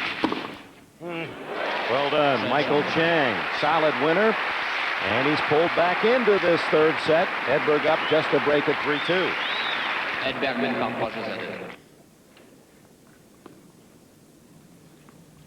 On est place rapidement, s'il vous plaît. S'il vous plaît. Silence, please. Your umpire review calls as Mrs. Chang watches her son now as Edberg serves. Foot fault called again, and that's 3 on Edberg, 2 in this set, and the foot fault judge is absolutely correct, and he's backed off the line.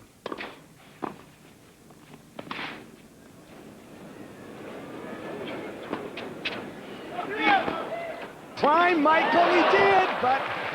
Now that'll earn the favor of the crowd. Great effort.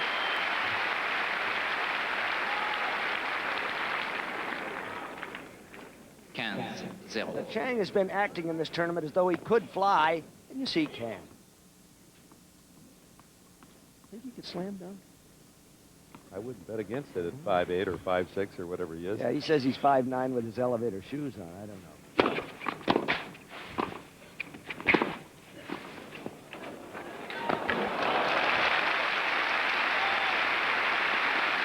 The wonderful depth of that volley from Edberg, pinching Chang deep in the corner. Michael keeps moving to no avail, but that won't stop him. He's learned to slide. This is difficult for Californians who grew up on the hard courts.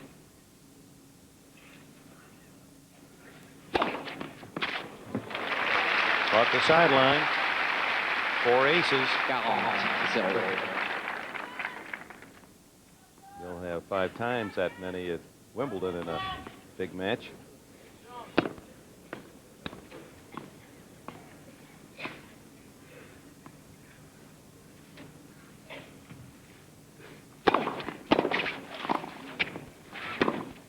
So after a 2-game patch of some lethargic play by Edberg, he comes back very much alive in this service game and leads 4-2. Reminder, NBC Sports presents a great boxing doubleheader after our tennis action.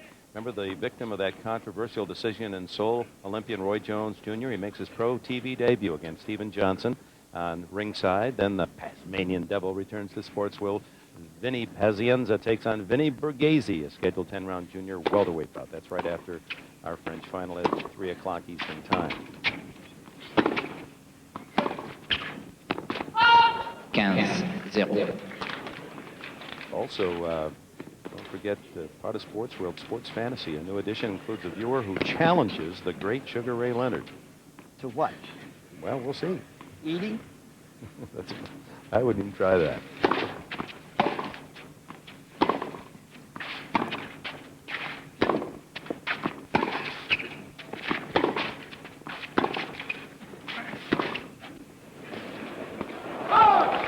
Missing that.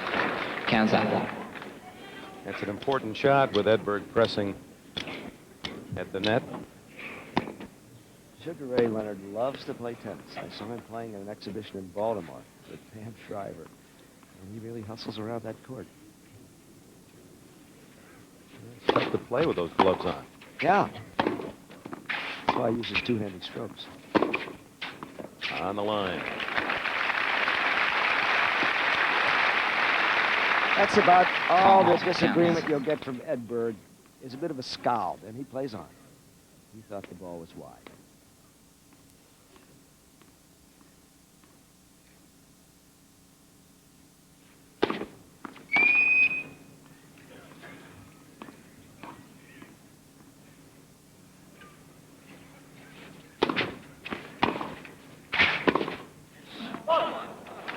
Edberg is so good at that, violating Michael's second serve. And it has to be done to beat Chang, I believe. And for some reason, some mystery, Ivan Lendl didn't challenge it. He looked at it as though it were a cobra. Or did Andrei Chesnikov.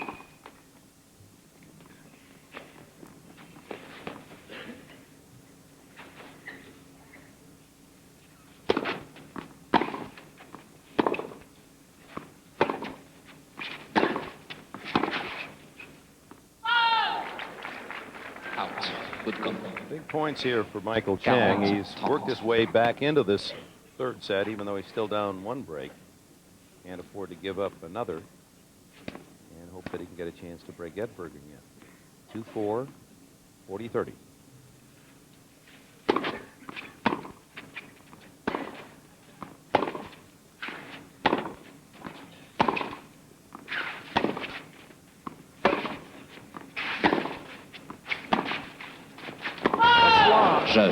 Now Chang holds 4-3 Edberg in the third. He's 2 games from taking the lead in this French. Where the rise began. If he doesn't win that match, he's not going to be considered for a national team and so on.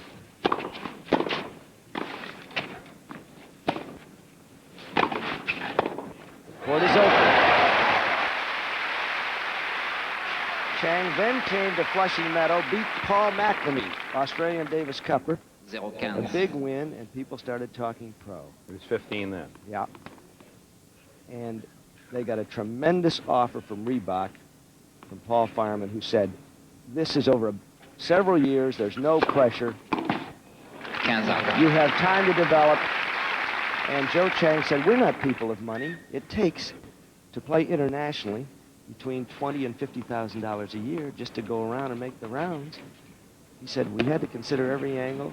Michael's bright enough to finish high school on his own, and we took the offer. We thought about it a long time. And I think they were right.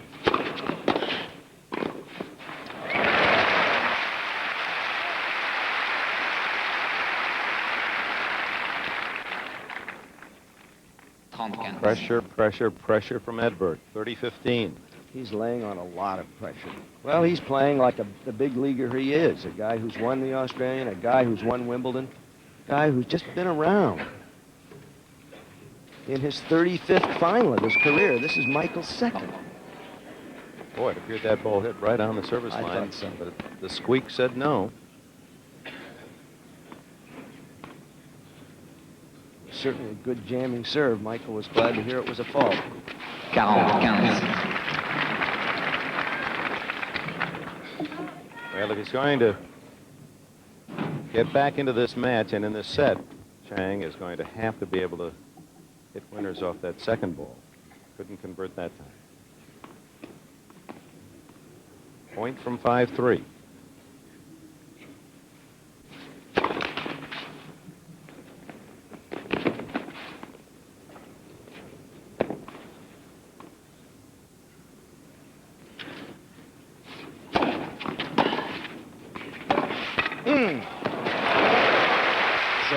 It's not the service game of Edberg. It's that backhand wing that is carving up Michael Chang. 5-3 in the third.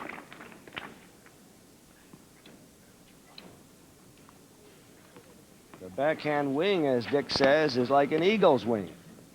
Look at this flap inside out. He's soaring.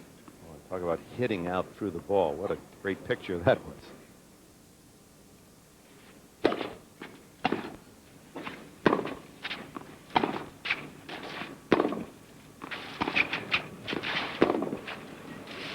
It works.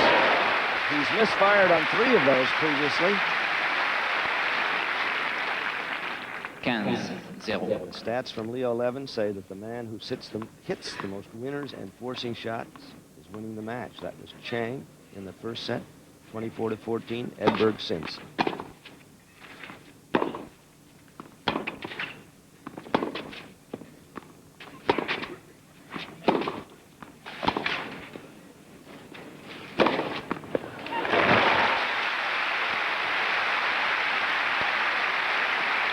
That overhead's been as steady as the Eiffel, hasn't it? 30-0. He missed a few against Chesnikov on big points.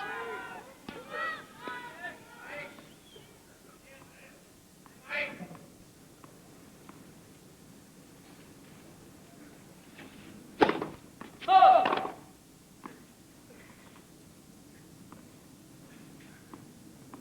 90 degrees on the court. A little test for these two men. 40-0. We approach the 5 o'clock hour live from Paris. They played an hour and 48 minutes. Chang a point away from 4-5, and Edberg's chance to serve for this third set and the lead.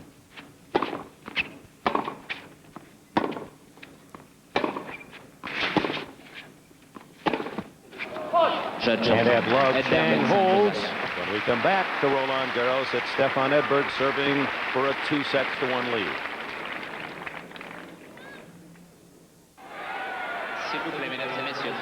Union Jack, the flag of France, United States, in a row atop Roland Garros. Light breeze blowing not much down on the court as Stefan Edberg, who lost the opening set 6-1 to Michael Chang, then took the second 6-3, serves for the third set 5-4. The critical game of the match thus far. 15-0. The place is full, 17,000. This tournament is sold out in January. It's the hottest ticket in Paris for anything.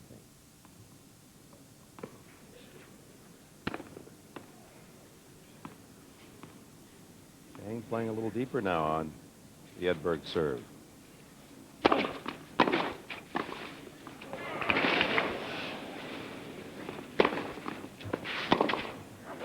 What dance? A thief in the night on that point. Boy, what a great defensive lob right there. Racing over to throw up the lob. The skid, the slide. Where's it going to go? He guesses well. And down the line. 15 all.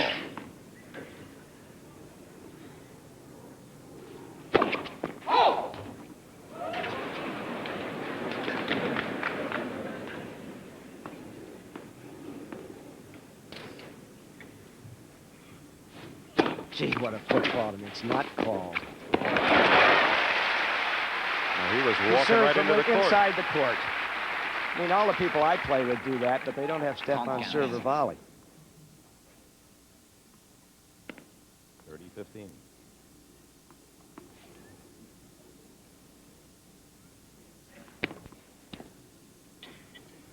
There's the man who should be calling, Nicolas Lambert. He has called twice.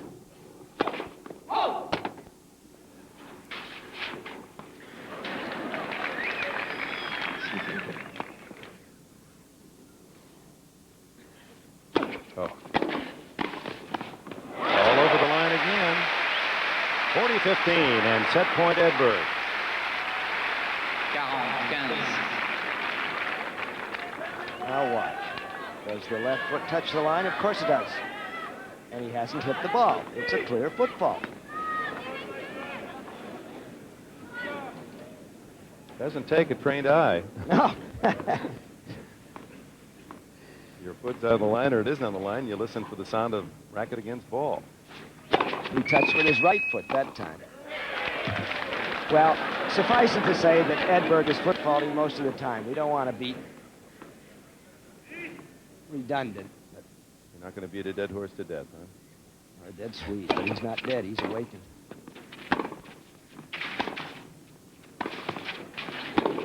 And the set to Edberg. 6-4. He leads 2-1.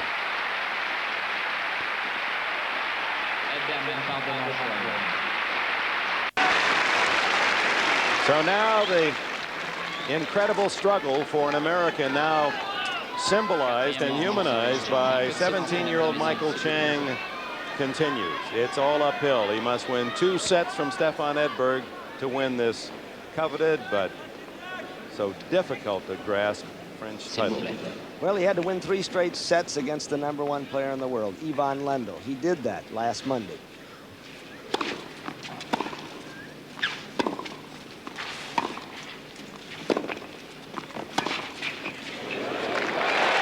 And Edberg shows the lob is in his arsenal. 0-15.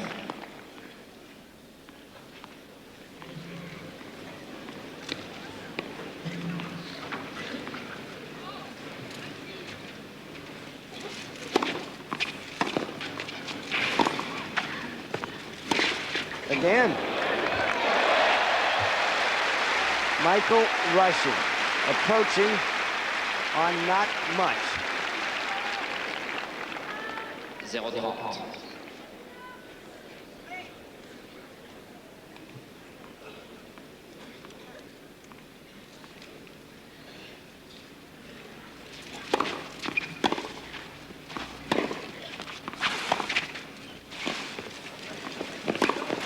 Edberg.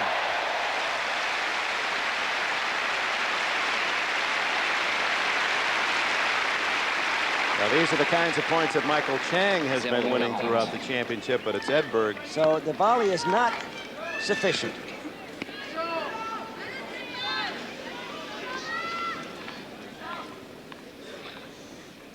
Three big chances to break and really put a chokehold on this championship for Edberg.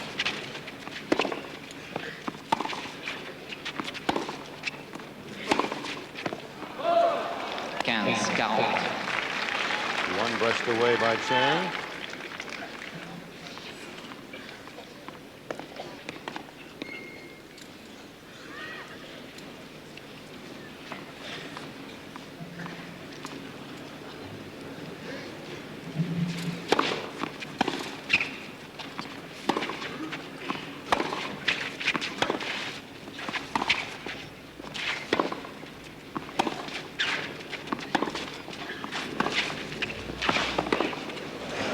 Very short. Such a good approach. That backhand again working for Edberg. We'll be back in Paris after these words from your local station.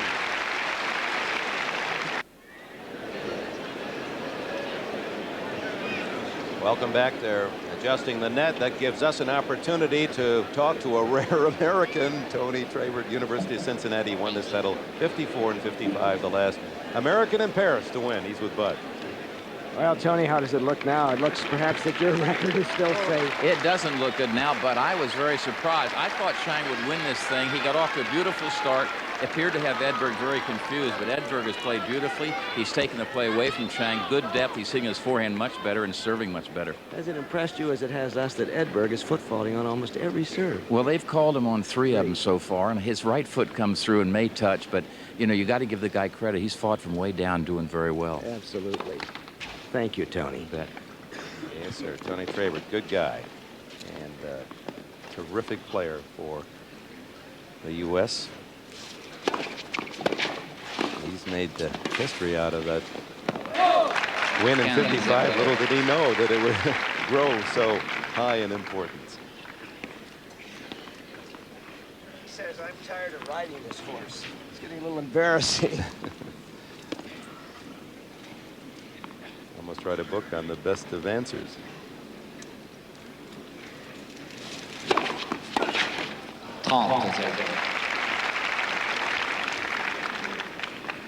Yeah, even in the backyard, when you play, inexplicably, sometimes one little point will change the momentum of a match. But one at this time wonders if Chang has that play, or will it occur to give him a chance to rally. Edberg seems to be so dominant at this stage. This is encouraging. To look at it objectively, Stefan Edberg is showing that a power game and attacking can win on slow European flight. Great shot by Chang. An answer down the line. 30-15.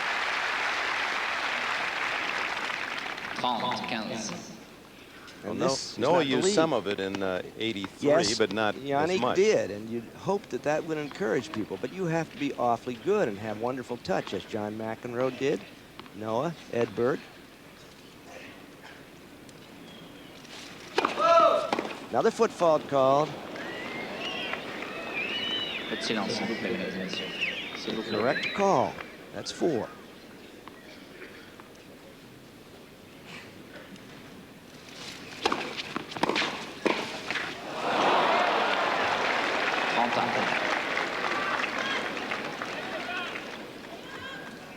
Very important area of this match now for Michael Chang. Already losing his serve to open this 4th set. Down a set. 30 all.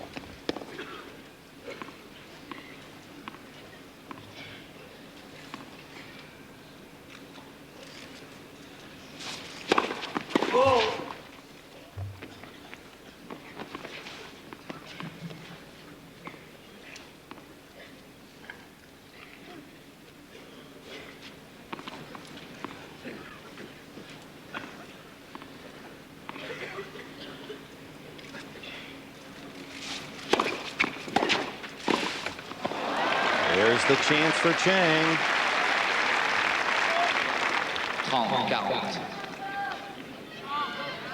This kid has made a believer of me, whether he wins or not today. His mental strength. John Barrett, former British Davis Cup captain, said he'd be on any team I had because he has it here and here. He tapped his head and he tapped his heart. That's nice. Well, and Jose Higueras, his coach, said anytime you have it here, his head, and down there, your feet, you've got a chance to be a good player. And you throw in the heart, too.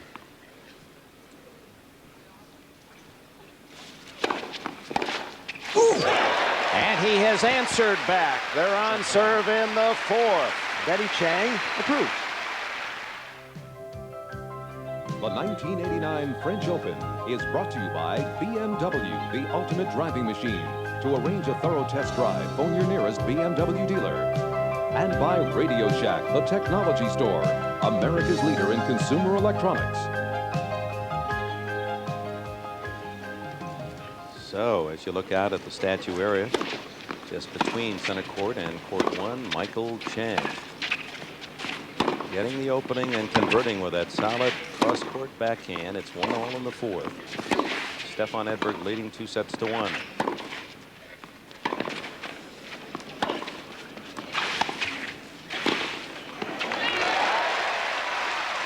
That was the Michael Chang of the first set. And it's what his brother Carl was telling Joanne Russell. He just got to be a little more aggressive. Okay, now, he says, I'm going. The sneak volley.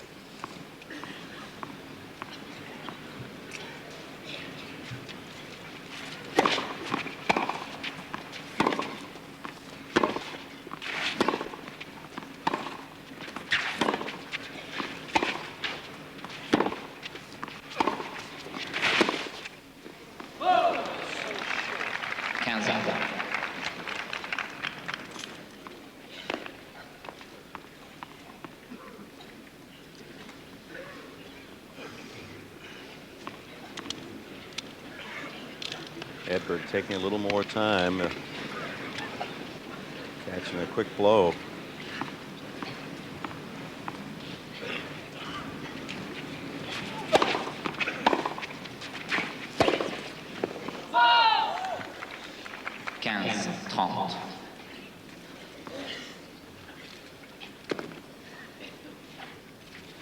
Approaches 18-14 Edberg in the first, and then it really switched. Look at that, 30-6 and 32-6 in the third.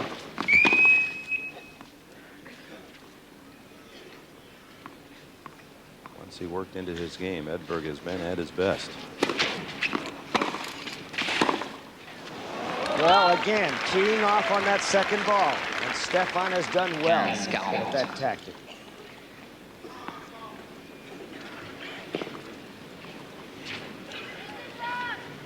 Chang and the cooker again.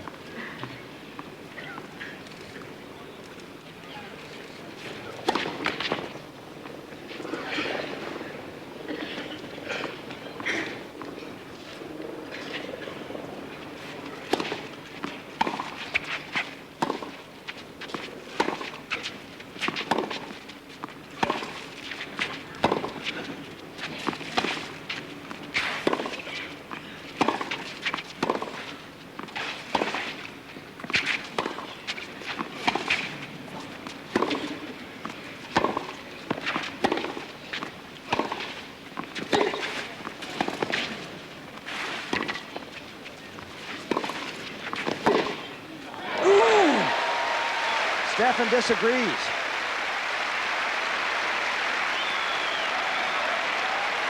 Yeah, let's see if it's overruled. Point. Now the umpire, as we watch the point again, let's see if we can see. The linesman is checking the line. He doesn't see the mark. He sees no mark, so it must be good.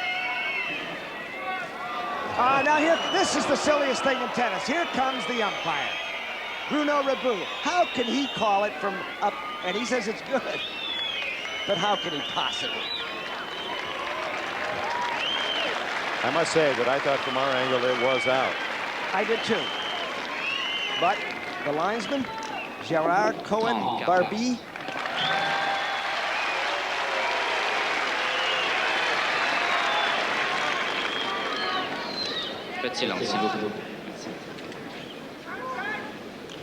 Another break chance for Edberg, 30-40.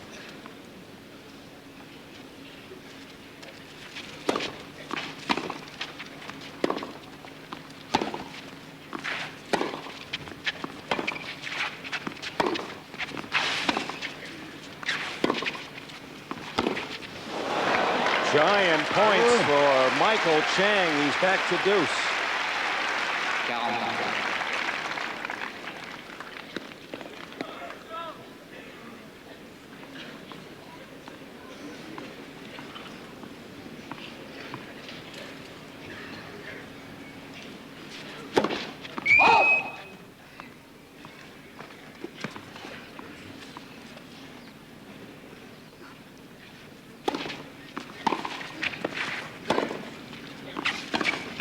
Net cord, and this time it goes for Edberg.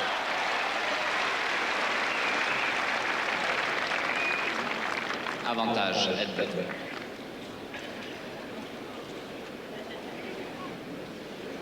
The net cord, that's the boopsie variety, doesn't come through.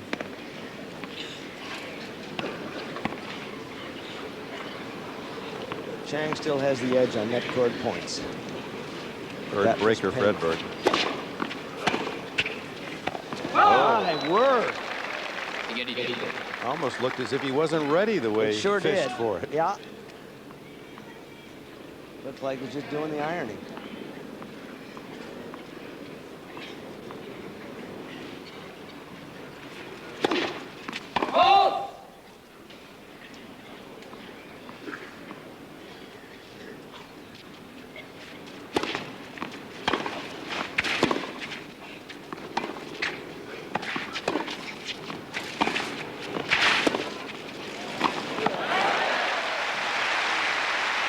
In that backhand approach in the corner for Stefan Edberg for his fourth breaker.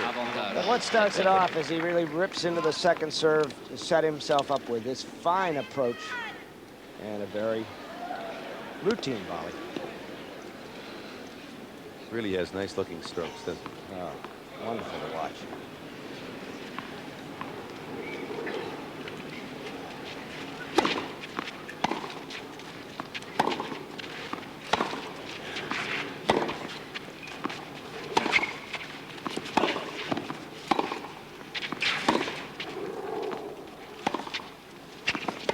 Corner again.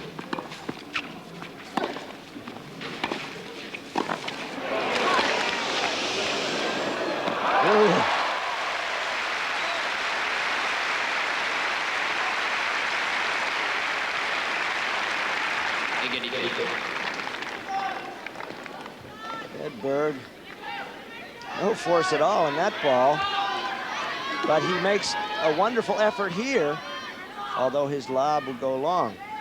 Stefan Edberg, an atypical Swede, does not worship at the First Church of Borg, but he did have a two-handed backhand as a boy. And Percy Rosberg, who was one of Borg's early coaches, said, "For you, Stefan, no." And he got rid of it.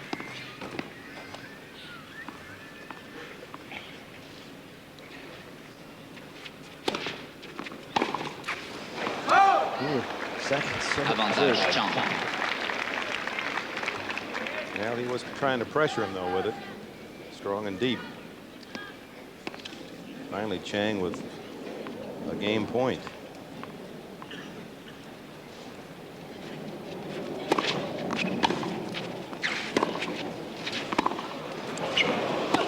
Oh, my goodness. Un petit peu de silence, s'il vous plaît, mesdames et messieurs. Merci.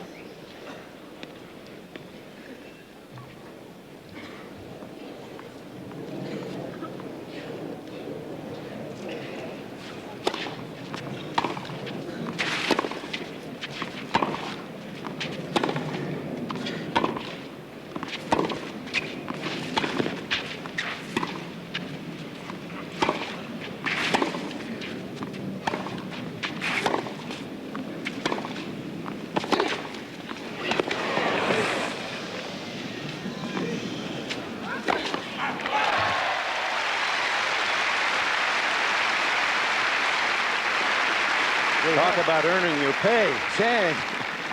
Avantage Chang. We haven't seen too many of those backhands down the line from Michael like that recently.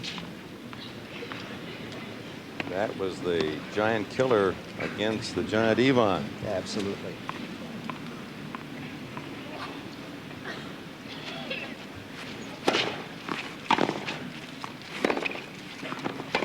Oh!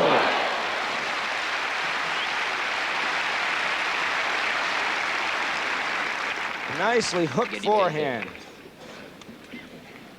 by Edberg. And you'll see it right here. So see where the racket wound up, way over his head. Longest game of the match now, fifth deuce.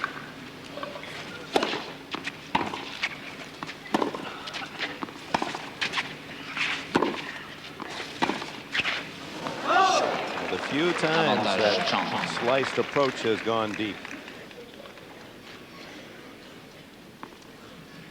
Past the baseline, he's kept it plenty deep to Chang's chagrin. It's one of those crisis games. 4 break points, 5 deuces. 3rd game point for Chang.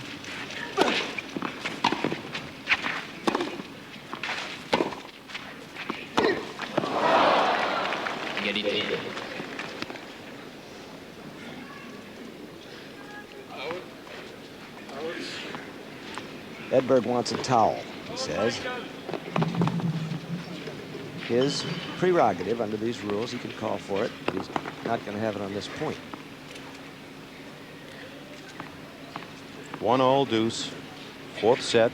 Edberg leads 2-1.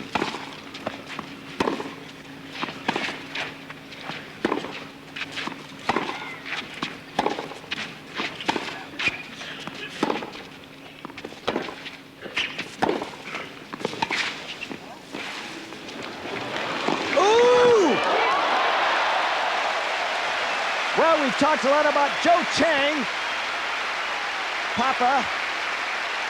We've talked a lot about the Chang gang, there they were, and the speed of Michael Chang, but Stefan Edberg is going to show you some celerity. 1, 2, 3, 4, 5, 6. Come on, Stefan. Couldn't quite pirouette. Marvelous stuff as they battle into the 2-hour, 14-minute mark of this French championship at Roland Garros. It's wide, and somehow Michael Chang, the perils of Pauline in that game, holds at 2-1. Chang mène par 2 jeux à 4e manche. Un petit peu de silence, s'il vous plaît. Carl, there seems to be a big change in a few games in Michael's game. What's he doing different? I think he's fighting. I think he knows he's hitting the ball shorter. I think he's working on getting the ball deeper. So hopefully he can just fight through it. Thanks. There are subtle psychological waves in a match of this length.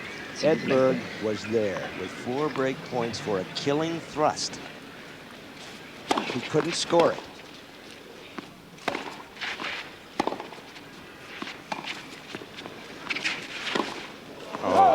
Tried to do too much. 15-0. And Michael Chang has not missed many of those opportunities in this championship. This is his point, should be his point.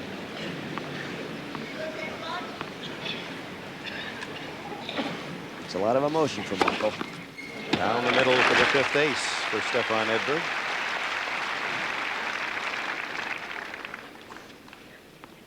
And when you're starting to feel the fatigue, and both men are, boy, that's like a breath of fresh air to get an easy point.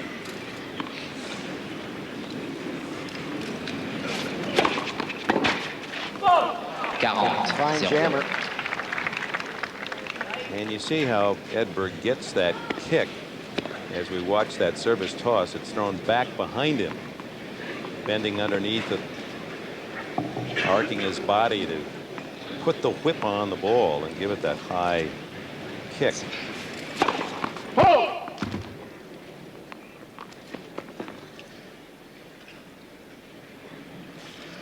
Well, he was 6 inches inside the court when he served that.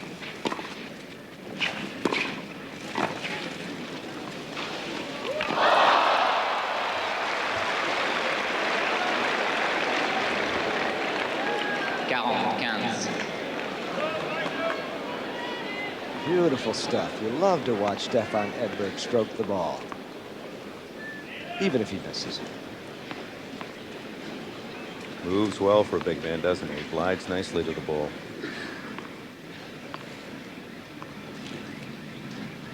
.40-15, point from 2-all. It's called again for a foot fault. That's 5, and there's the foot fault judge, Nicolas Lambert, and we'll watch it. That's a typical Edberg serve. It's and the game to Edberg 2-all. illicit, but seldom called. Well, it's tough, Bud, because you could literally call it on every serve, and then you'd have the entire audience on your back. But if you call it twice for a double fault, you can bet he'd back off, because he doesn't need to do that. It's a wonderful serve.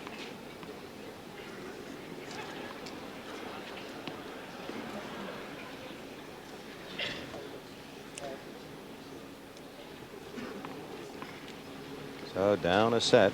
Michael Chang in the fourth serves at 2-all after a tremendous struggle to hold the last time.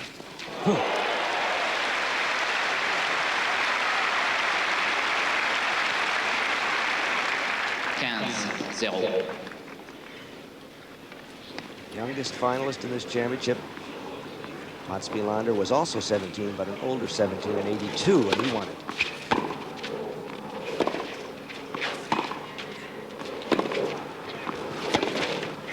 Chang, if successful, would be 5.5 months younger than Wilander when he won that '82 title, just under 18. Edberg's average 97, fastest 109. Chang 89, his top velocity. It's kind of encouraging for all of us, isn't it? Sure. You can be playing in the French Open final with a MPH of 89 tops.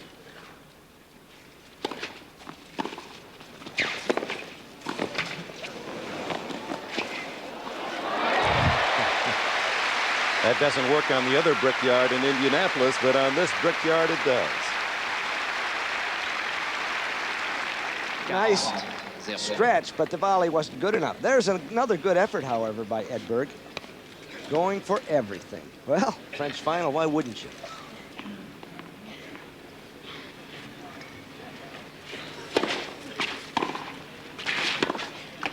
Net cord, and that's Chang's. And it love Chang holds. It's 3-2 on serve in the fourth.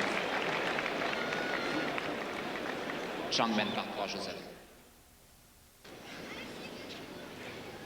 And the drama building now. Stefan Edberg serving at 2-3 in the fourth, up a set. New balls.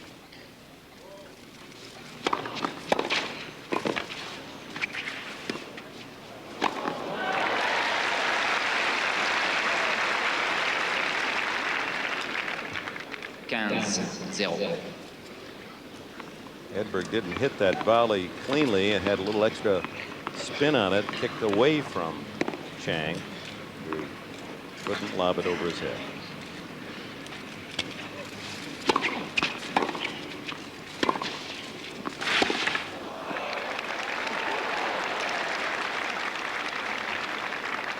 Look at the stands. Good play by John Russell, a photographer.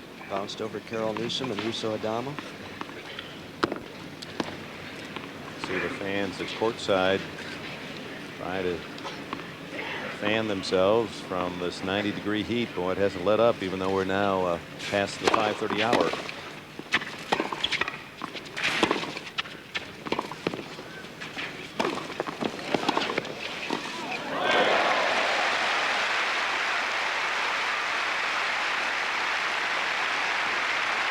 $17,000 people. Can't be wrong, because it was a very good point. Michael barely overtaking that backhand. Half volley's all Stefan can do from the baseline, and Edberg still in the play until that.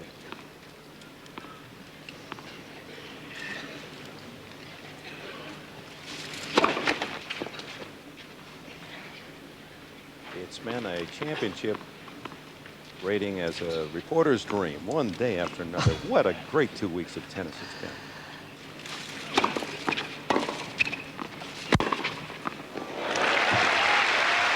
No slice there. He just powered that backhand down the line.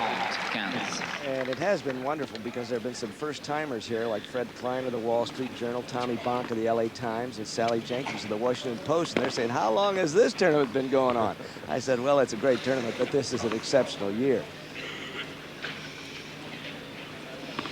Stefan Edberg a point from 3-all in the fourth.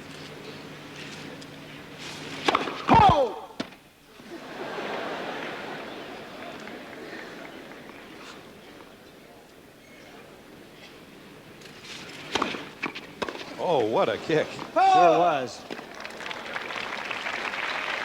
3-all it is.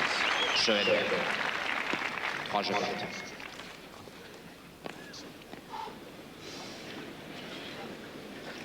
Kicker that goes up over his left shoulder, and that's what the right-handed kicking serve does. Bounds wildly to the left of another right-hander. That's what he said he was going to try to take away from Edberg in the warm-ups. You saw that comment, but he's moved back toward the baseline now, and that's been enough for Stefan. Well, Stefan is just keeping the heat on.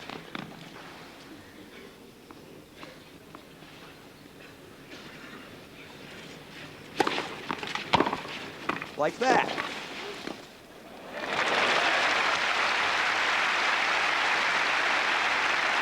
He's not just getting the ball back into the court. Every shot, he's making it difficult on Chang.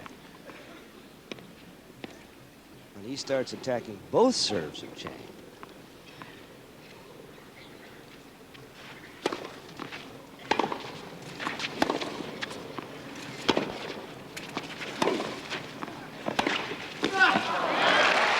Disguised that backhand well.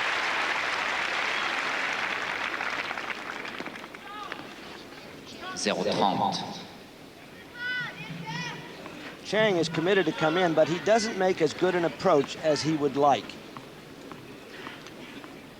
And the backhand of Edberg does its work.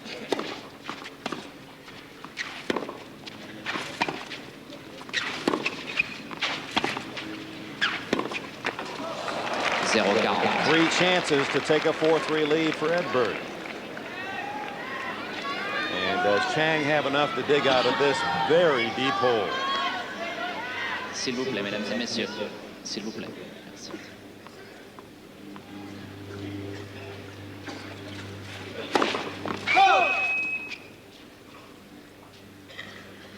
And a serve and volley on that love 40 point.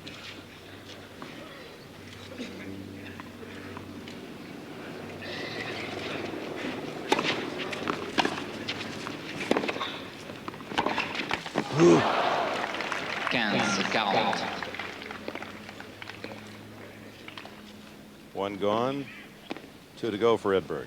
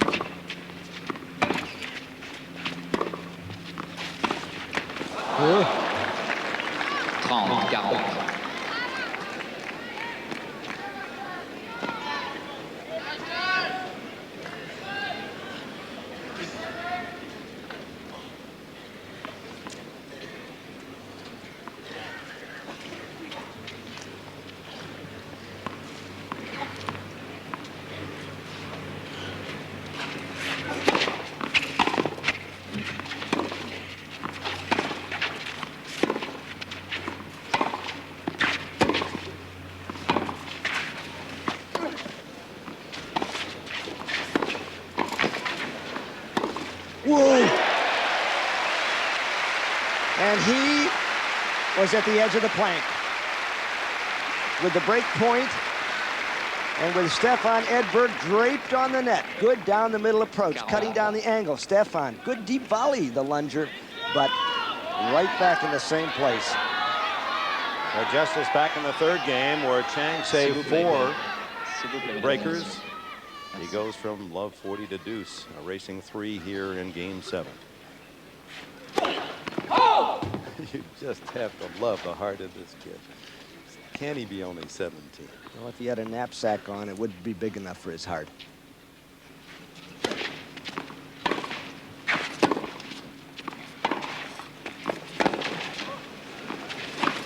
He missed it, I thought. No, it's good. On the line. On the line. And no doubt in Jacques Farago's mind that it was good. Jacques, a New Yorker of French descent, comes over every year. And for Edberg, what a point. He hit the left sideline with a forehand, came back and hit the opposite sideline for the winner.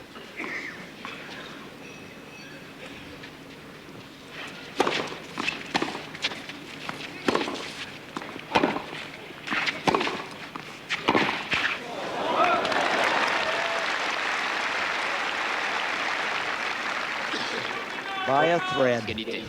Yeah, Michael Chang down 2-1 opened this fourth set, broken. And it's been just a claw and a scratch since. He broke back, but the third service game, 4 breakers saved, 4 now saved in this game. Trying to get to 4-3 on serve.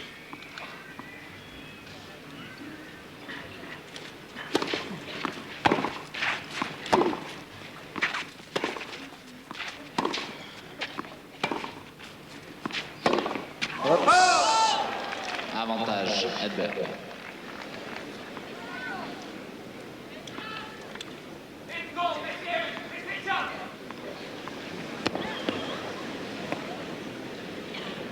Peu de silence, s'il vous plaît. Saved 8 straight break points.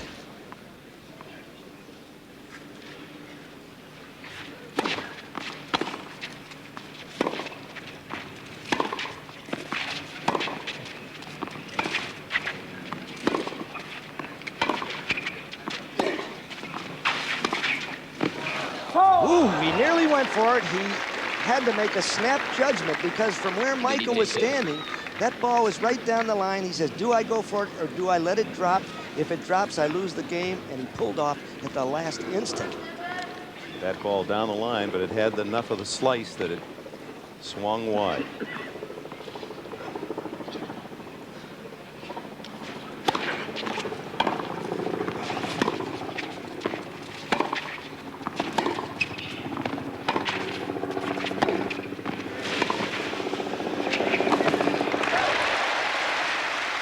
Well, I wonder if Edberg's gotten a little cautious in this game. Just rallying contentedly. Avantage Chang. Well, he certainly doesn't want to go to set 5. This is the time for him to win this championship. S'il vous plaît. Merci. Merci. And he's had all the big chances throughout this set. 11 break points. He's cashed 1. That was in the first game.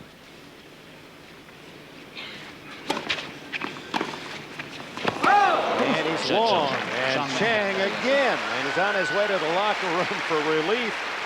4-3 score.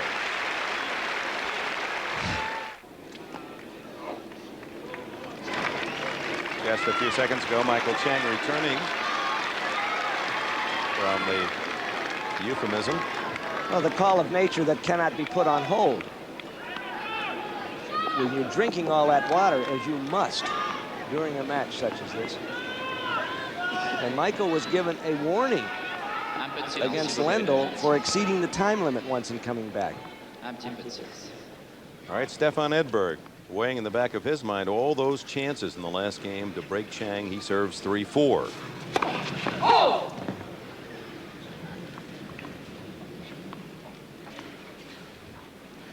Still over 90 degrees, and it's humid. The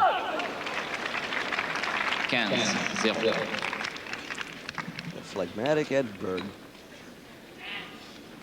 What must he be thinking to have missed 9 break points in the last 2 games?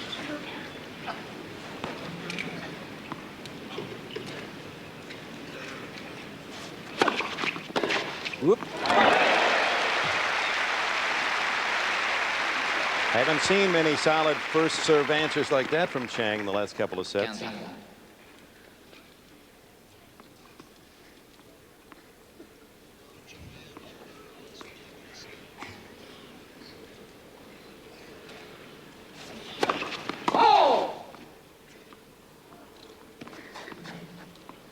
Often happens that when you miss out on so many break points, you're broken yourself.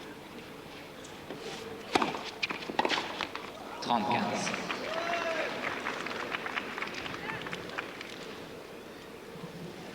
Don't forget, right after our tennis action at 3 Eastern Time, Roy Jones, Stephen Johnson Jones, that heartbreak from the Seoul Games, his first TV appearance, and Pazienza and Borghese in another 10-round bout.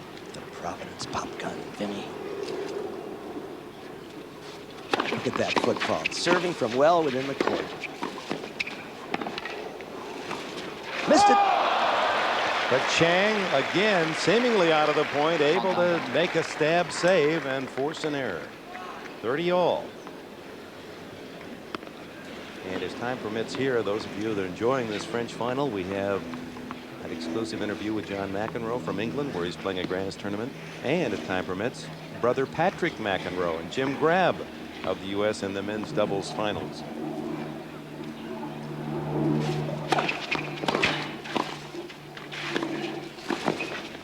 Wonderful volley. Oh, two beauties. Boy, just down, scraping his knees on the red clay. Much needed point for Edberg.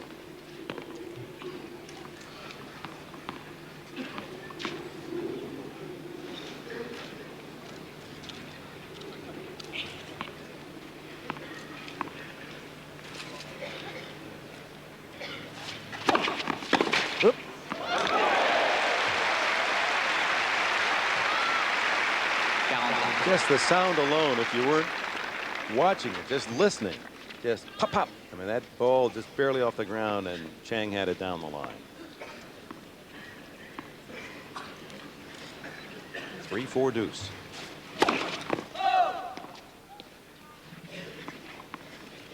And Chang moving now farther inside the baseline, where he stationed himself in the first set. Avantage Edberg.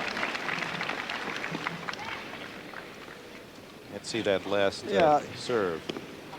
Hope you don't think we're picking on Stefan, but look at that. The right foot, the left foot, he's in the court when he serves, and it sure gives him a little bit of an edge as Monsieur Lambert enjoys the sun.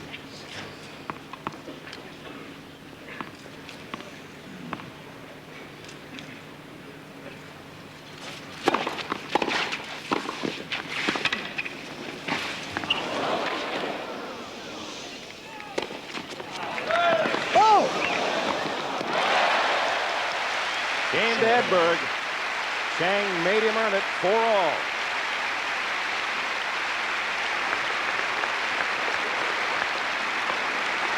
Go to Joanne Russell.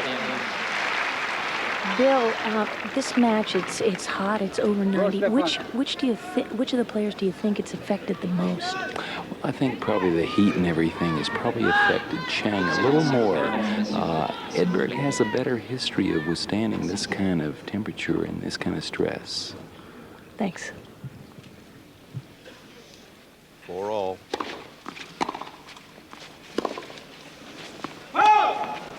I would tend to agree with Bill Norris. After all, Edberg has twice won the Australian Open under sometimes inhuman conditions of heat over there.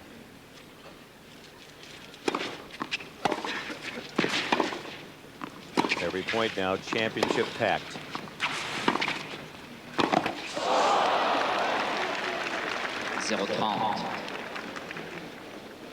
And as has been the case too often for Michael Chang, looking up at problems. Love 30. What's new? Edberg, if he can break him in this game, then can serve for the championship.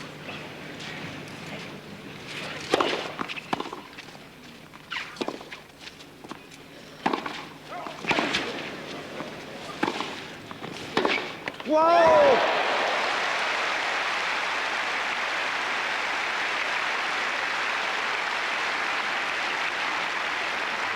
Edberg with a monster backhand. And try that one. And yet, a liner.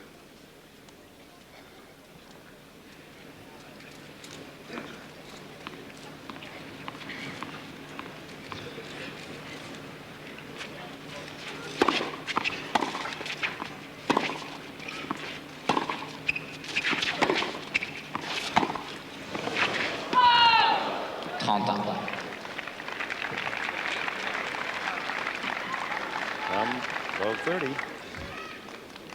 He's dancing through minefields. Michael Chang.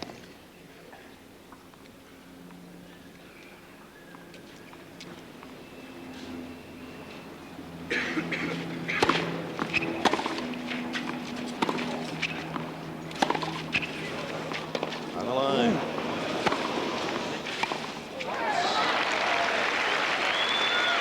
Edberg gets a bite off the line. And there's another break point opportunity.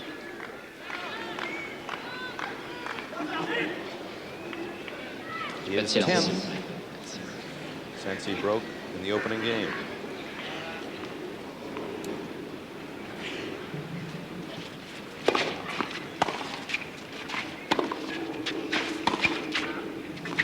Oh, that was out.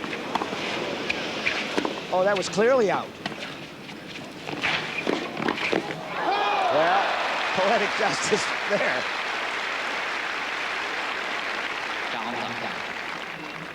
I better quit officiating, I guess. Yeah, you're really into this, aren't you, emotionally?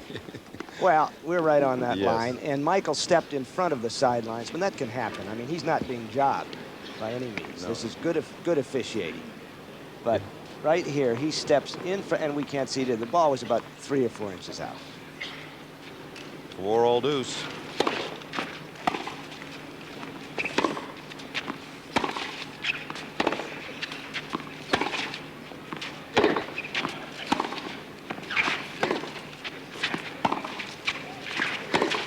First time you can hear Chang grunting as he makes his shots.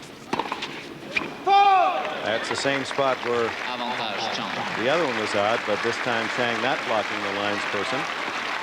Now that's an important point to mark here in game 9, set 4. Against Lendl, when he started to tire late in the 4th and then into the 5th, he was really using all resources, digging down deep and grunting with each delivery of a shot, and that's the first time we've heard it today. 6 days between grunts, huh?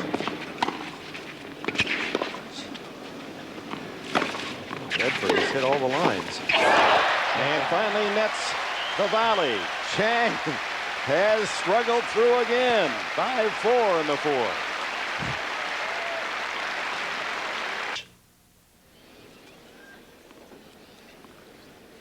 Bill Norris, the trainer, has been out, I believe, leaving potassium pills for Michael Chang.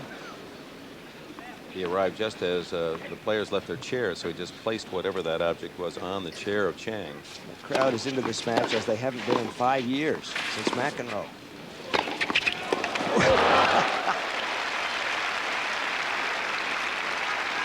Yeah, that one looked as if it was going to be over early. And then Lendl with a rally. Michael is going to get smashed at, and self-defense. Looked like a highlight player there.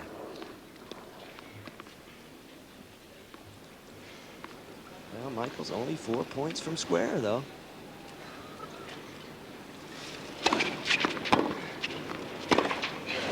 Three points.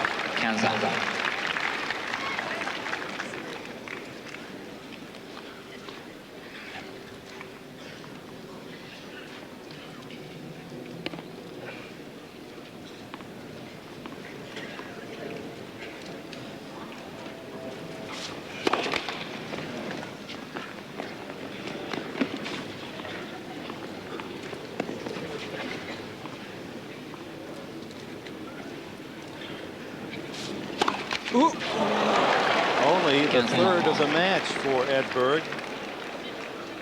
15-30 at 4-5.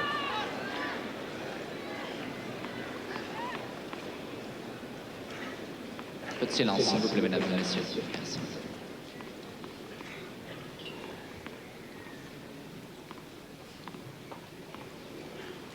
Chang back just a little deeper to receive than earlier. Oh, well, a little bit of the ballet in Stefan Edberg, because Chang came up with a remarkable return off a dynamite serve, and Edberg had to hang out on the line.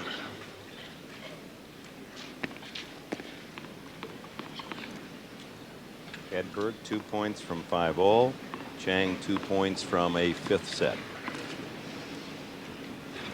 The terrible twos.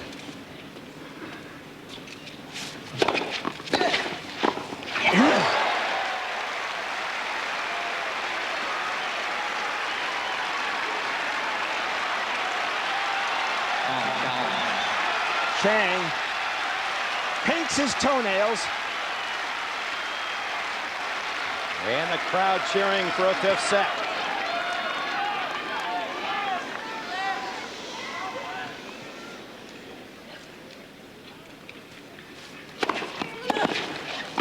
Oh!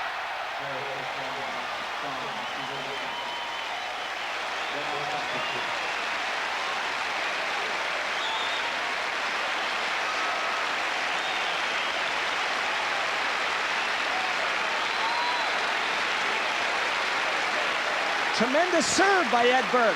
Caught the center line. The Chang gang. Boy, did they break in unison. Jose Higueras in the middle to the right of this Petty Chang. So we go to the fifth set, the ultimate set, no tie break for the French championship. The young boy from Southern California, Michael Chang, has rallied from a set down against Stefan Edberg of Sweden.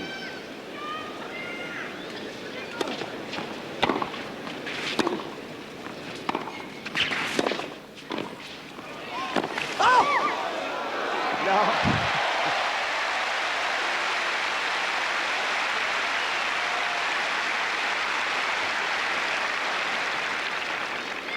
Edberg, he's going to attack on everything now.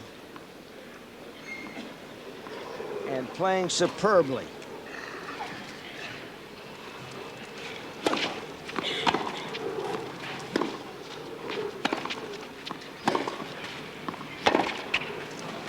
Stefan Edberg is playing in the fifth set that requires a tremendous loss of memory, because it would be too easy to say 10 times, 10 chances to break him.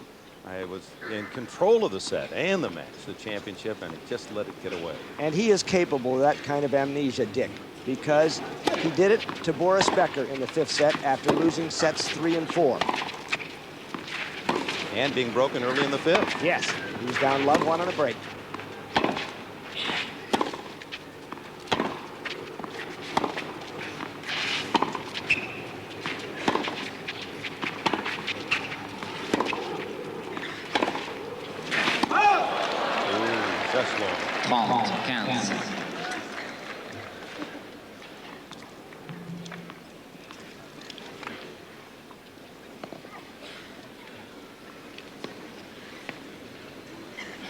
That's an overused term these days. Focus. All athletes, all sports use it. But for 17, when Chang says focus, just extraordinary will and composure for a boy that is really a junior, senior high school age. Put him in that place, the kid that comes over to pick up the girl that's babysitting for you. Extraordinary kid.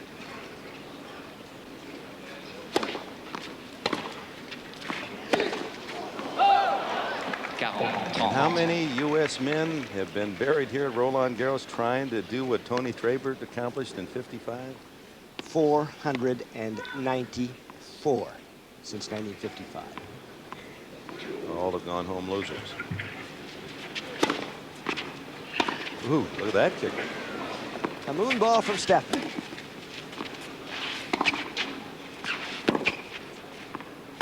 Really changing pace on this point.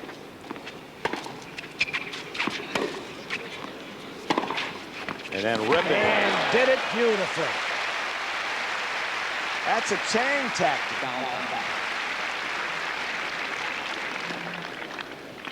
Let's play patty cake, says Stefan. No, let's not.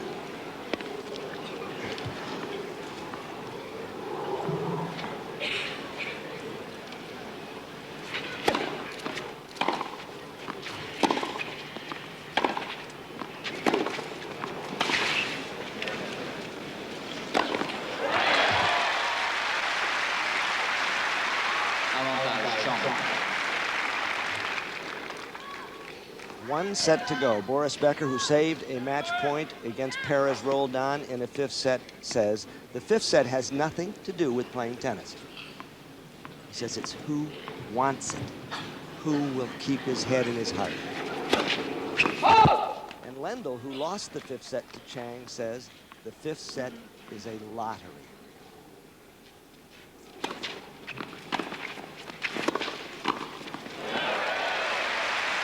Edberg charging on that second serve. What did he mean by that, a lottery? Anything happens. You can be very unlucky or very lucky. He was indicating that Chang had been lucky, but he did use this word, credit Lendl. He said he was very courageous. I know what it's like to play with cramps.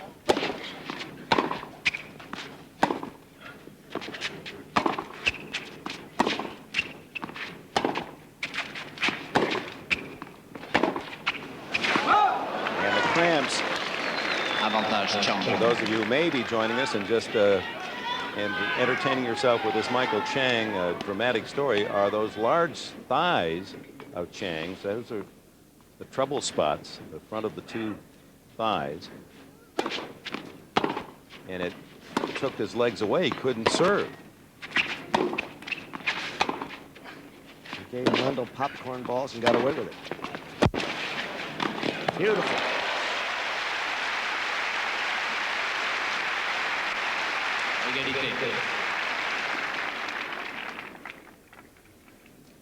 It's turning into a typical Chang serving game as Edberg, sudden muscle, and the volley's easy. Chang clearly beyond the doubles alley to get the ball back, however. What pins, huh? It's 135, most the weight in those legs.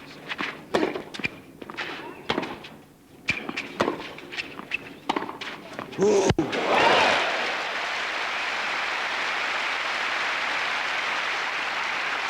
And a break for Edberg, a break chance, his first of this final set.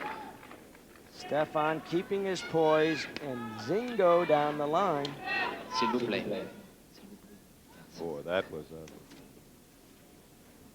major league backhand from the number 3 ranked player in the world.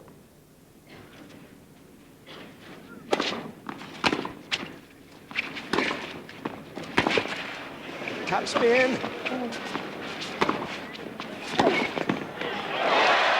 Did he get it? Yes! Oh, Edberg couldn't believe it. We had to wait. We can't see the lines person We down at cannot this end. see that corner. The only time it was in is when it hit the turf, hit the dirt. Heavy topspin, barely lucky to block the ball overhead. He knows what's coming next. Inside out, he has only one shot, and he goes to the paint box to paint the line. Take away the game from Edberg. That was for the first game. Edberg is stroking much more strongly now, a lot more pace on the ball, especially the forehand.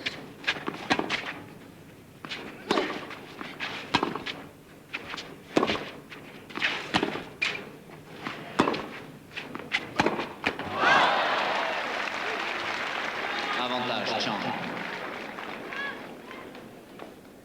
5 game points for Michael.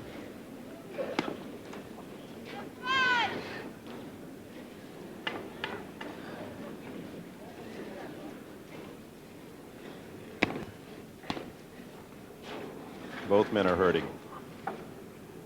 Approach the 3-hour mark of the match. We're 7 minutes past 6 o'clock in Paris.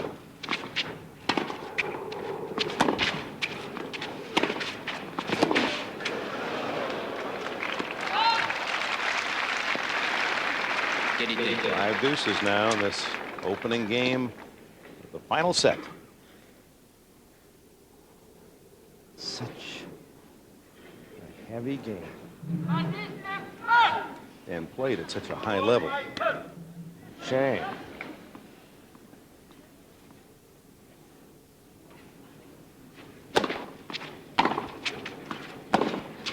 Surviving so many breakers.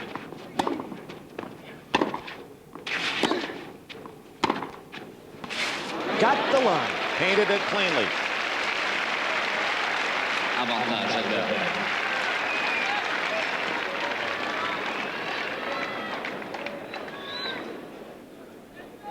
Michael was hoping long. He had a possible play on it. Thought it was going to fly long. Left a clean mark on the line. Second breaker for Edberg.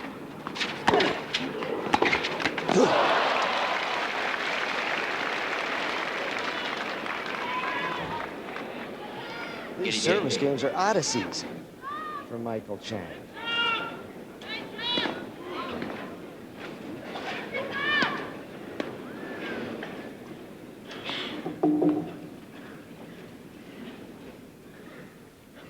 Deuce again, the 6th of this game.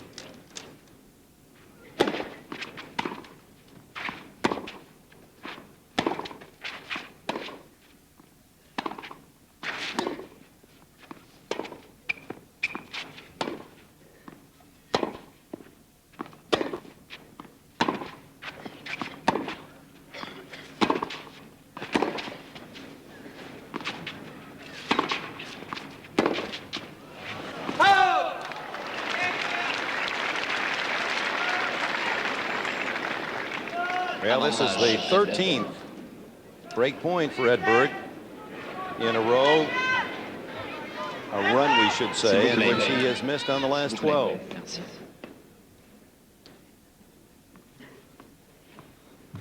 Unlucky for Chang.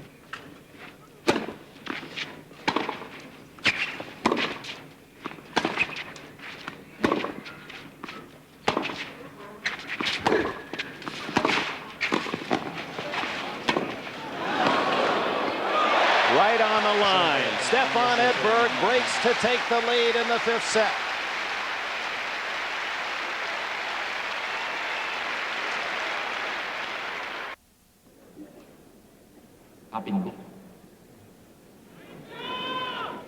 Stefan Edberg pressuring young Michael Chang and finally breaks him on that 13th opportunity after 12 had been missed by the Swede going back to early in the 4th set. And now he serves with the lead in the 5th.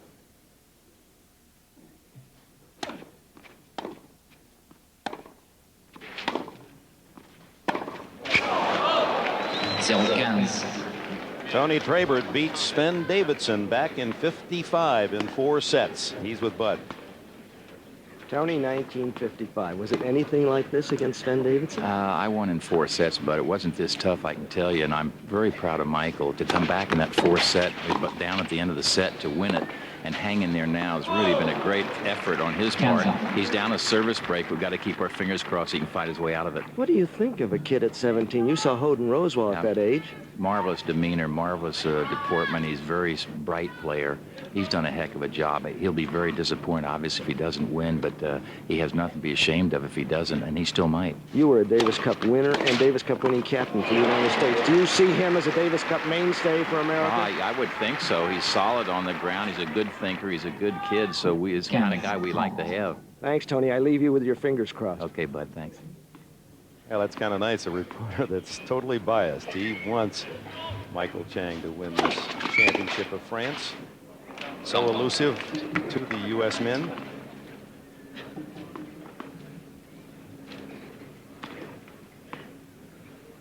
$15-30.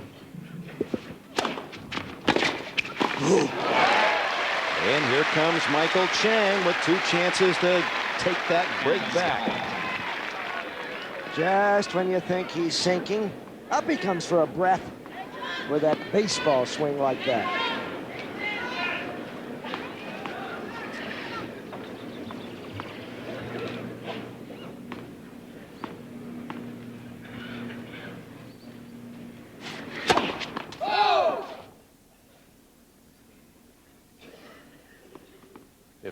%, for serve percentage for Edberg to 81 for Chang in the match.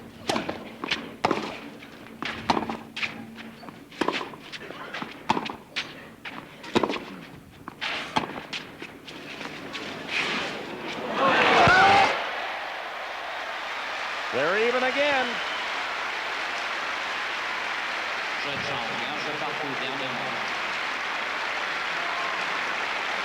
Michael Chang, are you ever going to wear out? Look at that reaction to a very good drop shot, a winner.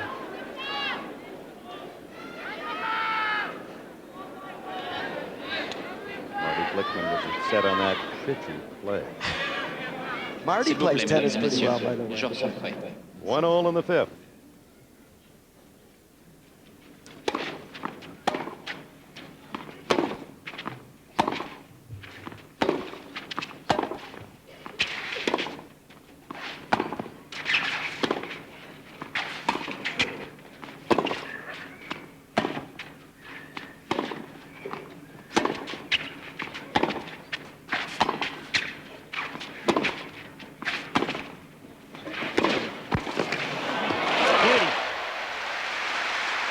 Chang had really measured that forehand, thought he had Edberg either way, but Stefan guessed right.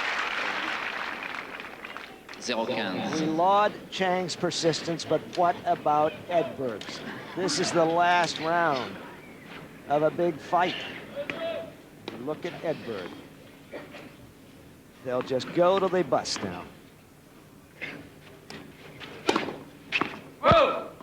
And this is what makes tennis so close to boxing. Two men, no bloodshed, but maneuvering, probing, trying to wipe each other out, deflate one another.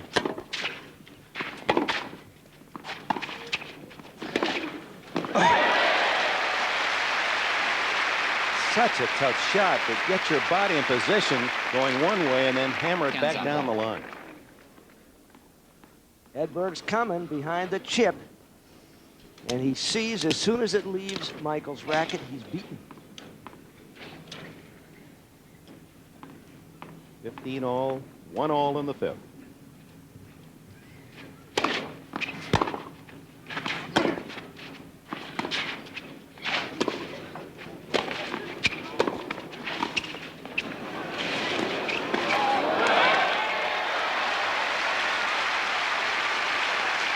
Now this court is becoming too small for Chang. There are no holes he can't fill. He's like the little boy at the dike. Nice angle. 1, 2, 3, 4, 5, and it's easy, says Michael. Well, Edberg's been making that stretch volley to the forehand side, so I figured let's test him over on the backhand, even though there was less room. Edberg way back to receive.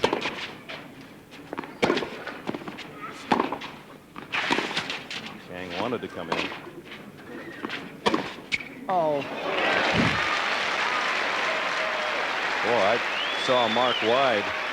Right at the service line appears to be a mark wide. So here comes linesman Pedro Bravo to check.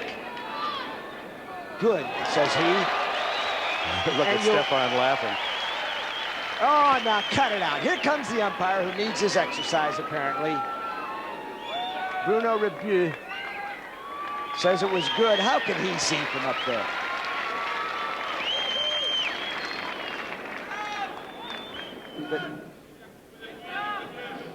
They just groomed the court, so it's easy to see the marks. I guess not so easy. 40-15. Pick a mark.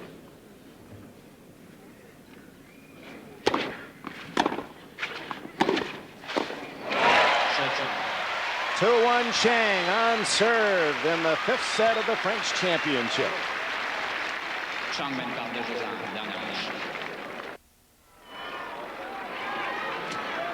The stands at Auteuil Racecourse in the Bois de Boulogne, adjacent to Roland Garros. Easy goer and Sunday silence. Another battle in the Belmont yesterday. You could almost apply those names here at Roland Garros. Princess Caroline of Monaco here. Monaco football team played Marseille here in Paris last night. Lost to Marseille 4-3. Philippe Chatrier, president of the French Tennis Federation. And Juan Samaranch, the president of the International Olympic Committee. His home Barcelona will be there in '92. With Arantxa Sanchez. You know he was cheering for her yesterday. Well, we saw Auteuil, and here we have two thoroughbreds.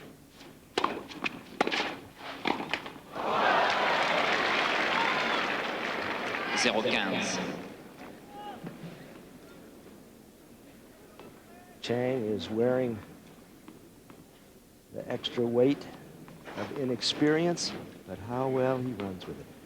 And pressure of having won only one pro title in his life, and here he is in a Grand Slam championship. He won San Francisco last year. Barry McKay, the promoter, is saying, I knew if he could win my tournament, he'd win anything. Beat Johan Creek in the finals in the Bay. Oh! Broke a string, and it's his 4th double fault, and with it, Love 30. Edberg will do that once in a while. 2 years ago at Flushing Meadow in the semifinals against Mats Wilander, he hit one like that and hit a fan in the head. And I ran down and I said, are you all right? He said, no, what a memory to have been hit by a serve from Stefan Edberg. He says, that's terrific. Love the punishment. Yeah, do it again. All right, Love 30.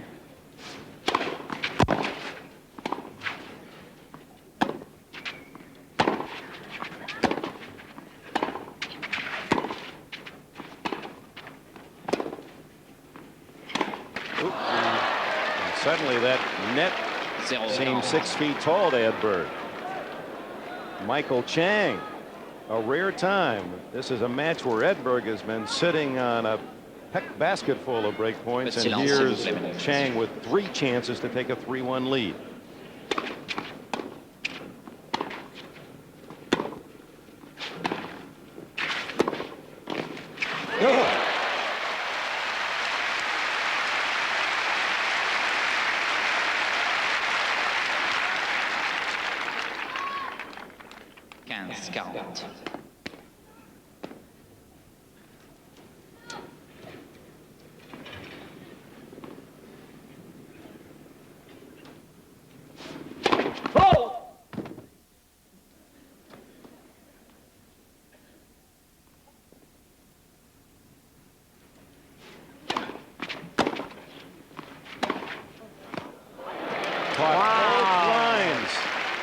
He hit some lines in crucial points.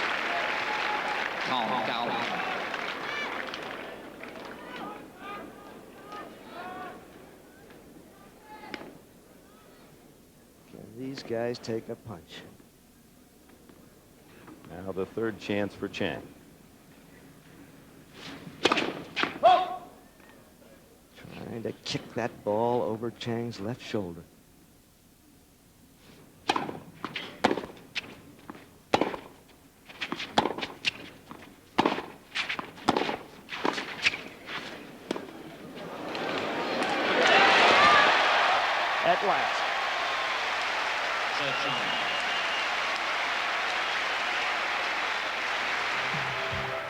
The 1989 French Open is brought to you by Buick and your Buick dealer. The great American road belongs to Buick. And by Citicorp, because Americans want to succeed, not just survive.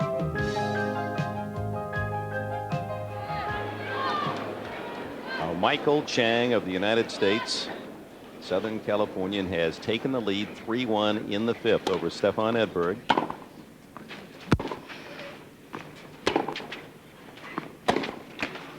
That court.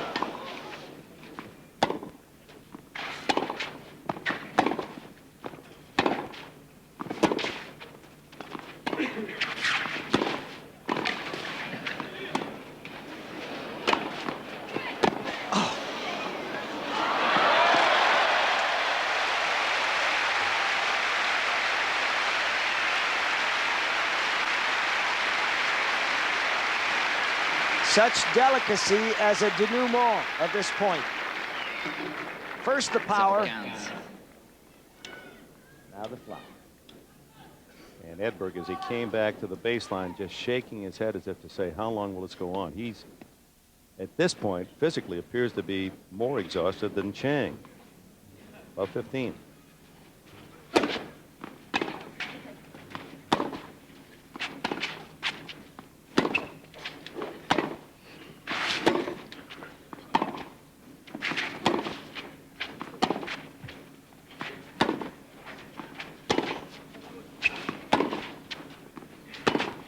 Softball again by Edberg. But he can strike at any moment.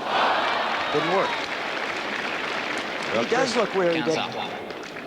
Chris Evert, when we chatted with her just prior to the start of the French Open, when she elected at the last minute not to come, to Paris, a place where she's won 7 titles, more than any man or woman. And it's just measuring herself, saying you have to have the will to be able to stay out there and play into that 3rd set, and into the 3rd hour, or for the men into the 5th. The clay tests the will. Beauty.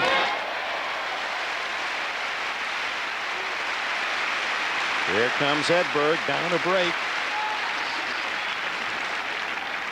Rifles the forehand. A little deep in the service box to make such a good volley, but he made it. 15-30.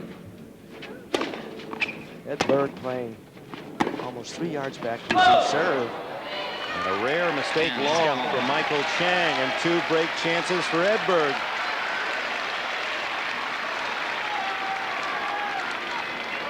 Crowd in it for both guys.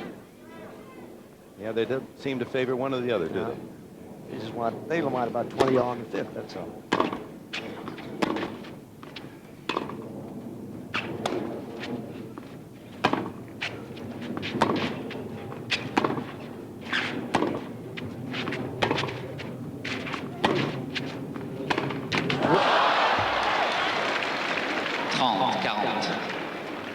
Now a huge point. Edberg needs to convert here, get back on serve. Chang trying to hold on to that precious lead at 3-1 in the 5th.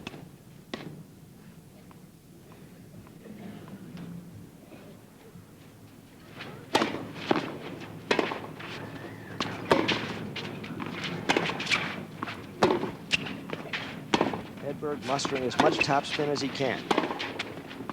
Another line.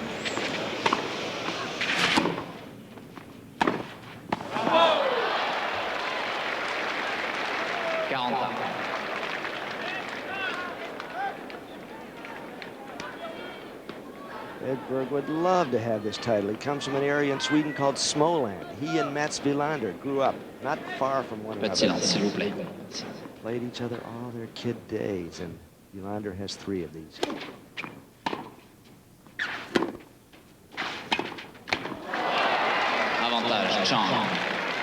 That is the 56th unforced error from Edberg, 25 for Chang. So in the meticulous manner in which the 17-year-old has played, he might. Ooh! What a return.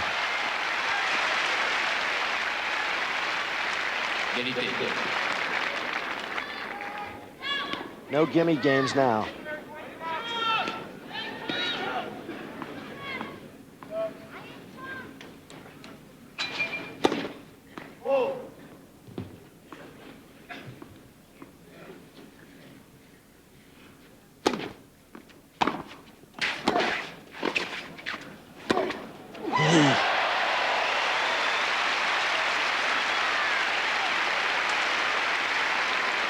Under pressure. When hasn't he been under pressure? Here comes Stefan again. How many million times?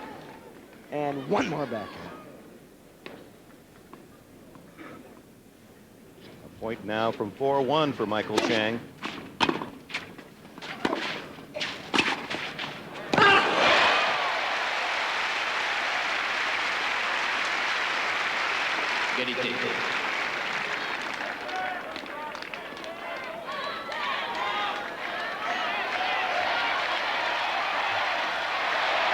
Huge.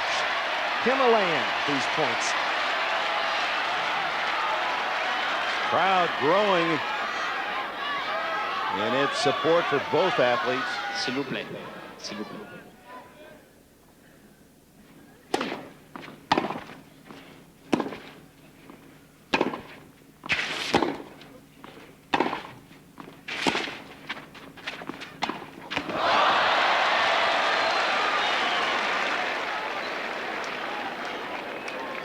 3 hours and 21 minutes into this match. It is 6:30. You're watching live from Roland Garros in Paris, France, where a U.S. male has never won the French title, or hasn't won since 1955, 34 years ago. And Michael Chang is up a break in the 5th set at 3-1.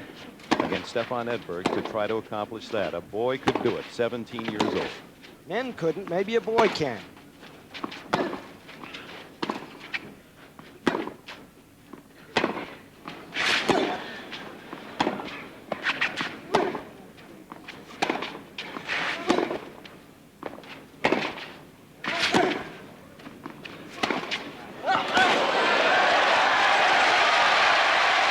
Edberg, as he ran to the net, just barely mustering the energy, hoping that ball wouldn't be returned.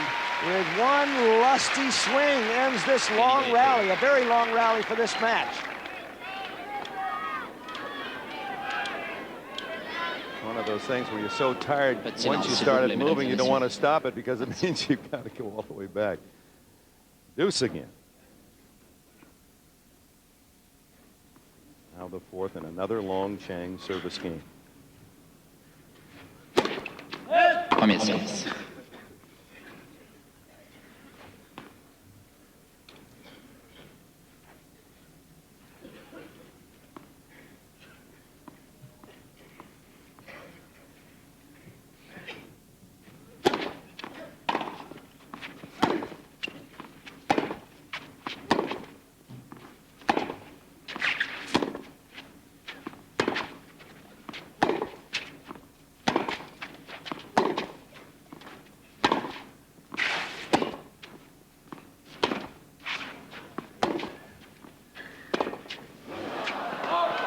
Was a tired backhand from Edberg. Avantage Chang.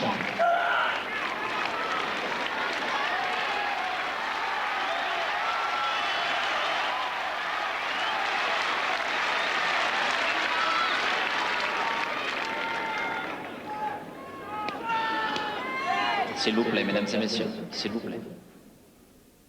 Merci.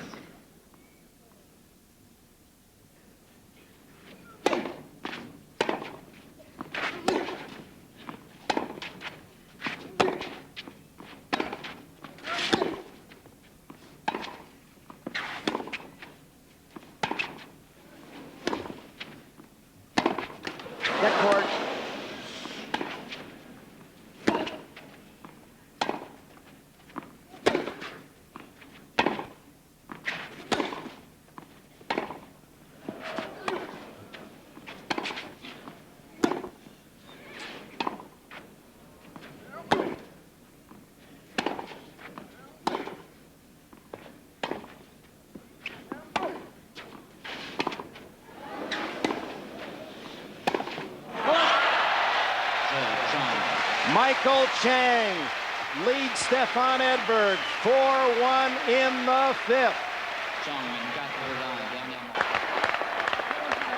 Just 2 years ago for the San Diego sectional in high school, this man, Carl, beat this man, Michael. Joanne's with him. Carl, I heard you yelling to Michael, tough it out, guts it out. Do you think he can? Well, I think they're both really tired, and it's going to be up to who wants it more. So hopefully he's going to do it. 2 more. Thanks. They're counting all over Roland Garros. Sounds so simple, doesn't it, Bud, the formula, who wants it more? Yeah. Well, you've heard of the streetcar called Desire. This is the little trolley of Desire. Chang, Chang, Chang. Boy.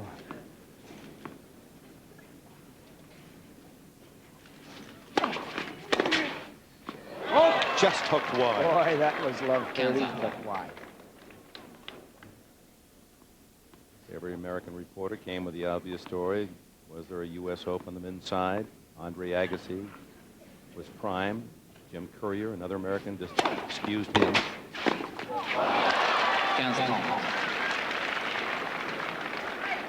Jimmy Connors out early. Jay Berger, a good run.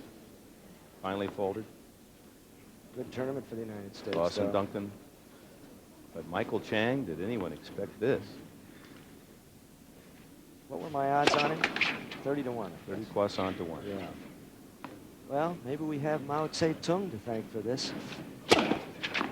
Without his revolution, neither set of grandparents probably would have left China. Melting pot Americans, wonderful people. Michael's grandfather, for whom he is named, went to Taiwan, was a diplomat, was the ambassador to India, where Michael's mother was born. His father was born in Canton.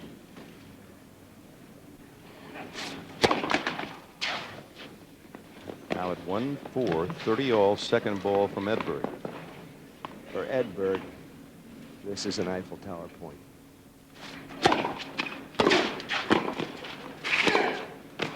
And he gets it.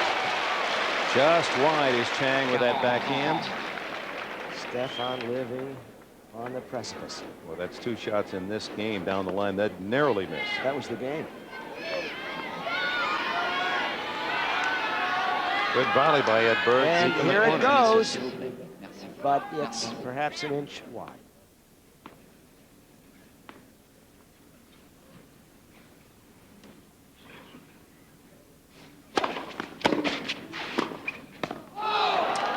That's a tired volley. Oh, Edberg. A little self-scolding session.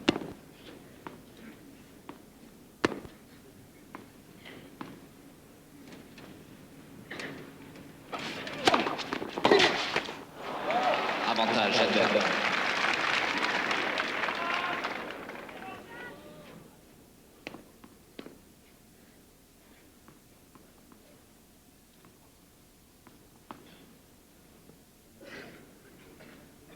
Talk about the bravado of Chang, but Edberg with that serve and volley game and the energy needed to rush the net.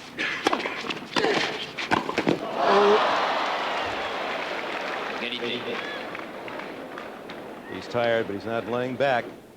He can't.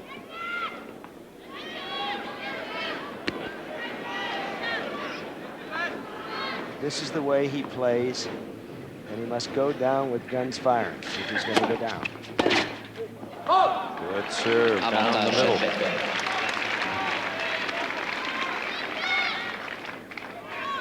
He's only a break down, and he's had Chang in trouble so many of Michael's service games that the key is just to win your own serve here and put more pressure on Michael Chang. There's a point from 4-2.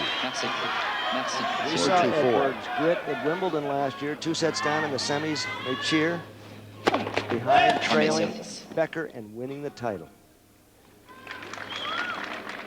Edberg has now come to the net 148 times.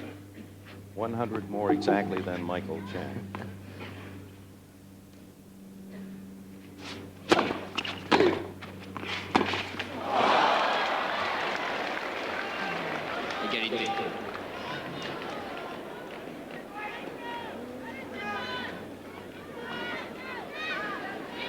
S'il vous plaît, mesdames et messieurs.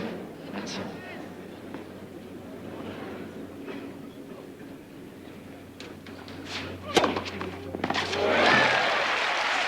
Number 6. Avantage.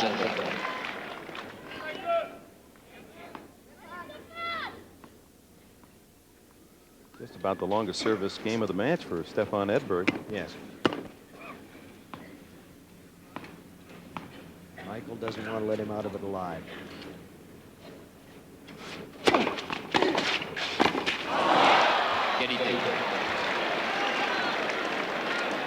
Chang doesn't give you any chance to get down, especially if you're tired. That ball's back on you so quickly, and Edberg a little late getting down on the ball.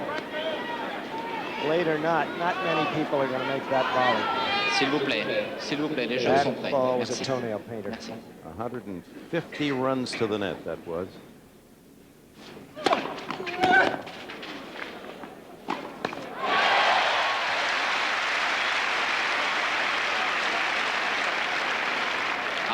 I don't think Stefan can believe his good fortune. His serve is tremendous. Could have been an ace. It somehow bunted back. He waited and pulverizes. That's right, bud. He served as well this game as any game of the match. First balls and hitting deep corners. Long.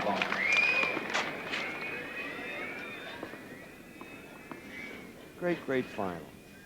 Heart all over the place. Two peerless sportsmen.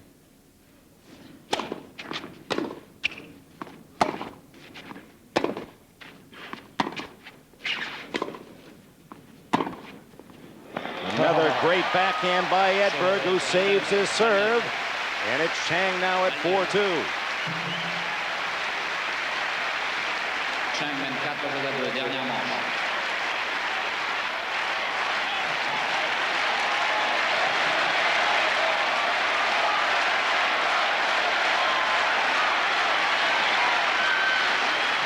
This is the kind of reaction you get in a tight match when a Frenchman or Frenchwoman is playing. Chang has had only one easy service game. S'il vous plaît, mesdames et messieurs, s'il vous plaît. Merci.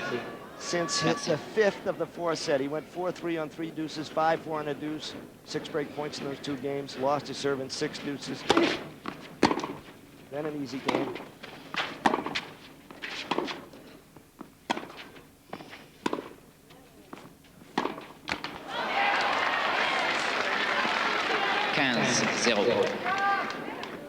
When I say easy game, boy, that's an understatement. They are just murder.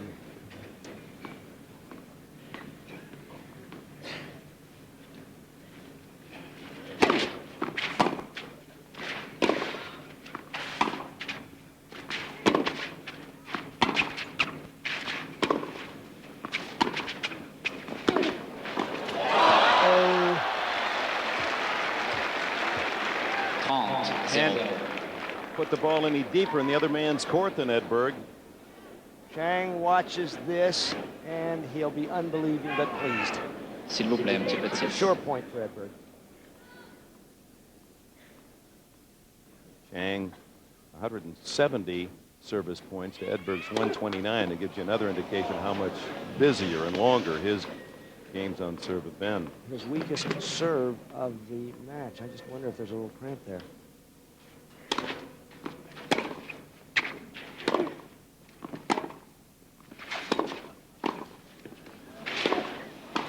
Oh!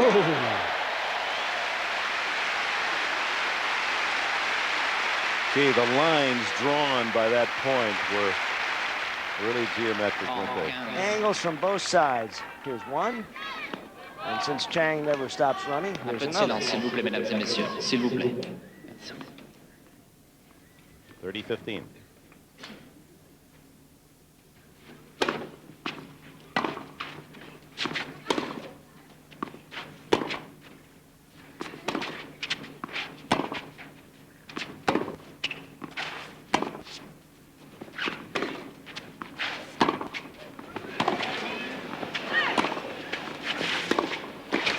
Net cord.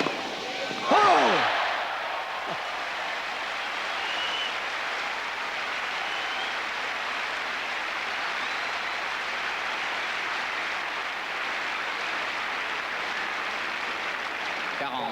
Good approach. Ball skips off the net from Edberg's volley, and it probably helped Chang. Yes, It slowed the ball. A point from 5-2.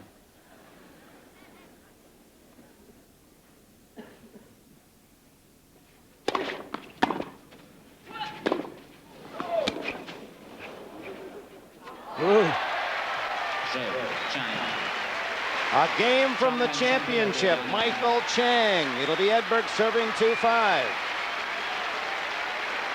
Et les joueurs sont prêts. Merci. Stefan Edberg, 2-5, fifth set.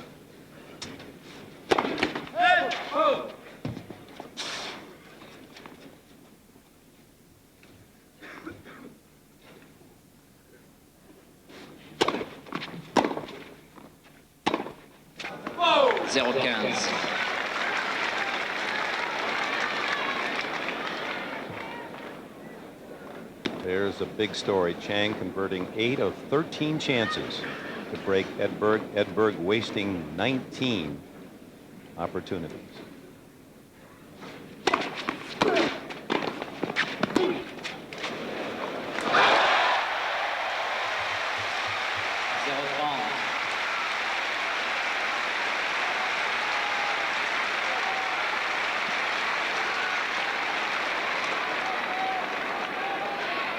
petit peu de silence, s'il vous plaît. S'il vous plaît, mesdames et messieurs.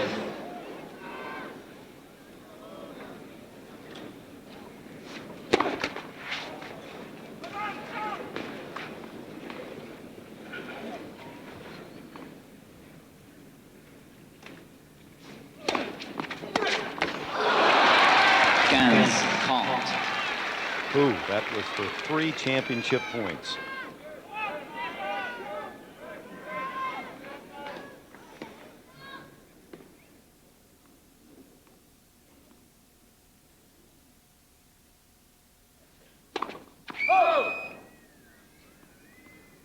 S'il vous plaît.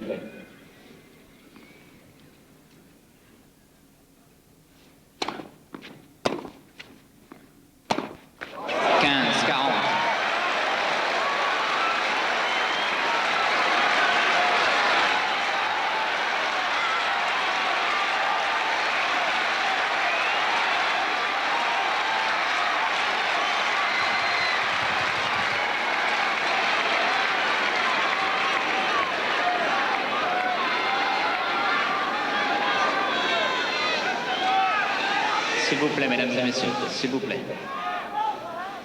S'il vous plaît.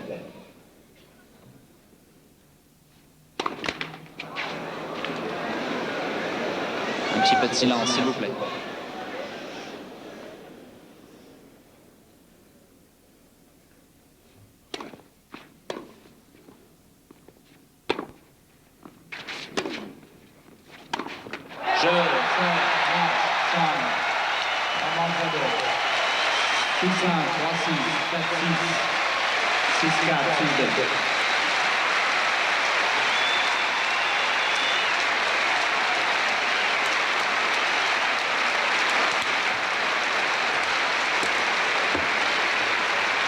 The youngest ever to win the championship of France, 17-year-old Michael Chang of the United States, has won 6-1, 3-6, 4-6, and rallied 6-4, 6-2. A title no American man could capture in 2 times his age, 34 years. And Stefan Edberg is defeated by Michael Chang. Oh my.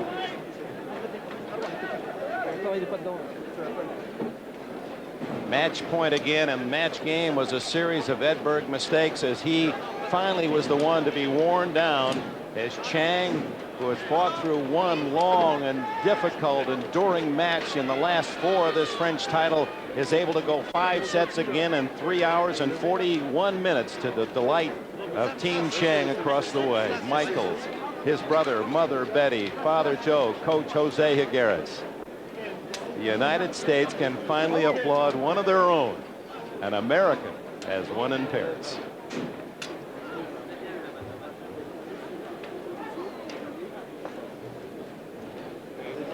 And Bud Collins will get the story right after this. Finalists have made their way up the stairwell to Philippe Chatrier and the 2 Musketeers, Barotra and Lacoste, to present the championship trophy of France to Michael Chang.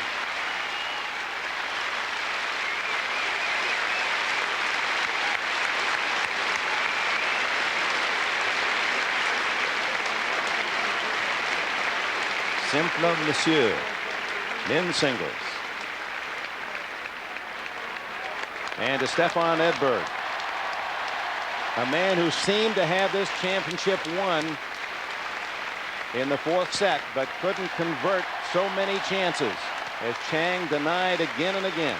Has to settle for the runner-up, still his best ever performance on clay in a major championship.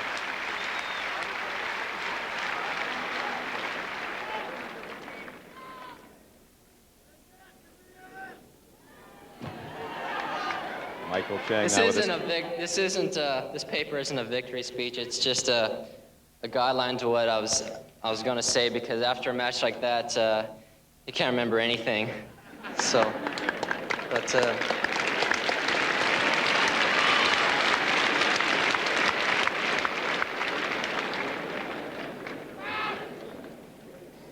these 2 weeks, think regardless of what happened today, it's really going to stay with me throughout my whole life.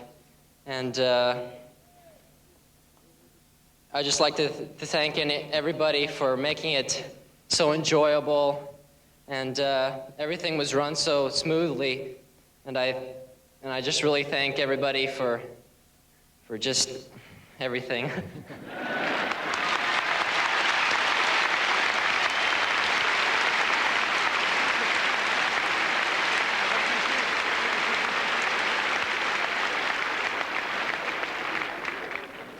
I'd like to thank my family and friends over here, my mom, and my brother, and in conjunction with the USTA, my coach Jose Higueras, and my dad, who's always there for me. And I'd like to thank Arnaud de Laval for just providing me a kitchen so I could eat some of my mom's home cooking.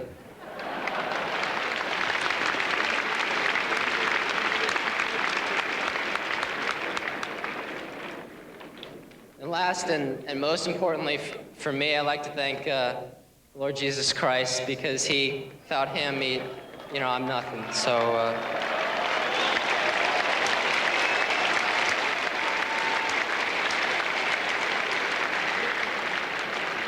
Well, I look forward to coming here next year.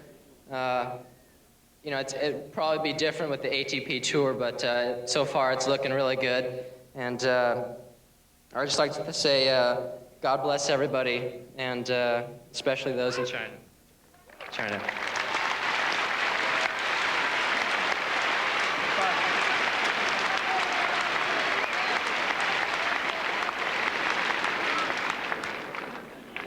Well, I haven't got a piece of paper, but I'll try to do it anyway.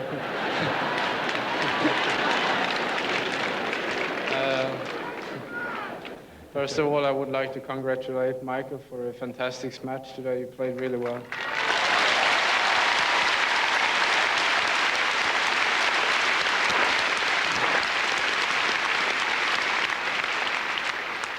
I would also like to thank Annette, my girlfriend, my dad, and my coach.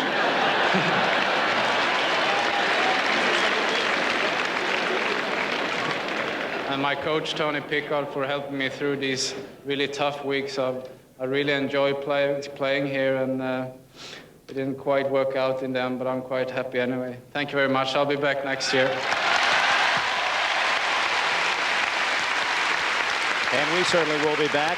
Patrick McEnroe and Jim Grab of the U.S., former Stanford University teammates in the doubles final. We'll give you a taste of that action, as well as a special in-depth visit with John McEnroe. Readies himself for Wimbledon. Michael Chang in France. Youth has been served.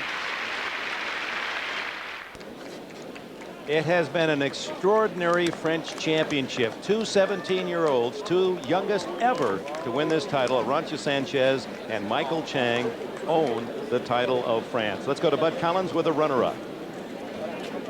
Stefan, congratulations on an absolutely marvelous tournament. Where did this escape you? Well, it was a really tough match, and I had my chances. I really should, maybe put some more pressure on him, because I had a lot of break points in the fourth set. And, without making one. Without making one, if you don't make one of those, it's going to be tough to win the match. And I believe if I would have made one of those, I could have won the match in four sets. Could have changed it. Yeah. In the fifth, were you tired? I was a bit tired in the beginning, especially, but then I recovered, but it was a little bit too late, and I didn't quite make enough first serves in the end. Well, we're looking forward to seeing you at Wimbledon. You're the defending champion, right. Stefan. Tack Licatillo. Tack. Now let's bring on the champion. A Yankee Doodle dandy with a Chinese flavor. And here we're going to look at 1989 and 1955. Tony Trabert. And what a panorama this is, because, I didn't think I'd live to see this. Michael, we've had a lot of shots, and Tony won it, but when you came into this tournament, first victory, Nassau, could you have imagined you'd be standing here now with this trophy in your hand? No way. I mean, not a chance. You know, I was just, I don't know, just to come into a tournament and all of a sudden, you know, you think that you're going to win it, and there's just no way. Especially a tournament like this, and you know, I just try to take everything point by point, and I was just really fortunate, you know, throughout all my matches, and you know, especially this one. Let's look at it as a tennis match, though. Why do you think you won? Tell you the truth, I really don't know. I don't know. I mean, I know someone's watching over me, but the difference today, I mean, was so slight. It's you know, the fourth set. Down a break, right away. Yeah, there's just, I don't know. I mean, we're both at the end running out of gas, and I just, you know, really wanted to hang on as much as I could, and try to just get every ball back, and you know, I don't know. A little luck in there, and someone watching over. Perseverance. Tony Trabert, this is your business. You've seen practically every one of these finals since you won it in 1955. Maybe you can tell Michael why you won it. Well, Michael, in my opinion, it was sheer courage on your part, and your ability to take chances, take risks when you're under pressure. You came in a lot, you took chances on some of your ground strokes, you made some very good volleys, you made some marvelous passing shots when it really counted. And I salute you because you're the first American since I did it back in 1955 to win this men's championship. I'm very proud of you. I was pulling for you all the way, picked you to win, as a matter of fact, before the day started, and I hope you'll enjoy this for a long, long time. Very much. Well, here's the champion. There's never been a younger one, Michael Chang at 17. Our congratulations. We finally lived to see it, Michael. I hope he keeps his room as clean back in Placentia as he does his game. He committed only 27 unforced errors in the 5 sets, 41 less than Stefan Edberg. Edberg naturally more aggressive, is going to make more, but what a clean effort by the 17-year-old Michael Chang. Now, don't wander away. John McEnroe playing over in Beckenham, England. We'll visit with him. And Patrick McEnroe's brother is playing in the men's doubles. We'll have that action as well. So the men from the U.S. win the singles and the doubles, and we'll give you a taste of Jim Crabb and Patrick McEnroe in just a moment. But first, let's go back to Joanne Russell with a happy group of Southern Californians. Well, I certainly am with a happy group here. Mr. Chang, I heard you yell, patience, patience. This was during the second and third sets. And did he follow your orders? Well, when Michael played perfect first set, and I thought he was playing fantastic. Then Stefan Edberg came back to play a fantastic second set in the first 3 games of third set. And I said, no way, he can keep that kind of pace to play that way all the time. I said, if Michael just hang in there a little bit more patient, move him around, Michael will be able to do it, and he did. Thank you. Jose, as Michael's coach these last 2 weeks, what's been going through? You were a semifinalist here. With your experience and what went on with Michael this week, you know, tell us a little about Michael's personality. Well, all I can say is that he has been terrific. Actually, today was almost the first time that I've seen him, you know, thinking in something else. He was so concentrated, he was working so hard before this tournament, like for the last 2 months, and everything is showing up in this tournament. You know, I'm so happy for him because he, you know, he deserved it, and I just love him. Well, thank you. Michael played at least almost 16 hours of tennis counting this match. Did you think your son could do that? Impossible. I think must be a Lord Jesus watching for him. Well, thank you very much, and congratulations to the Chang family, and back to you, Dick. It'd be tough to sell a story. A kid who grows up on hard courts, doesn't play on clay, and then comes here as the youngest ever to win this championship and become the first American in 34 years. Oh, my. And we'll talk to John McEnroe right after this.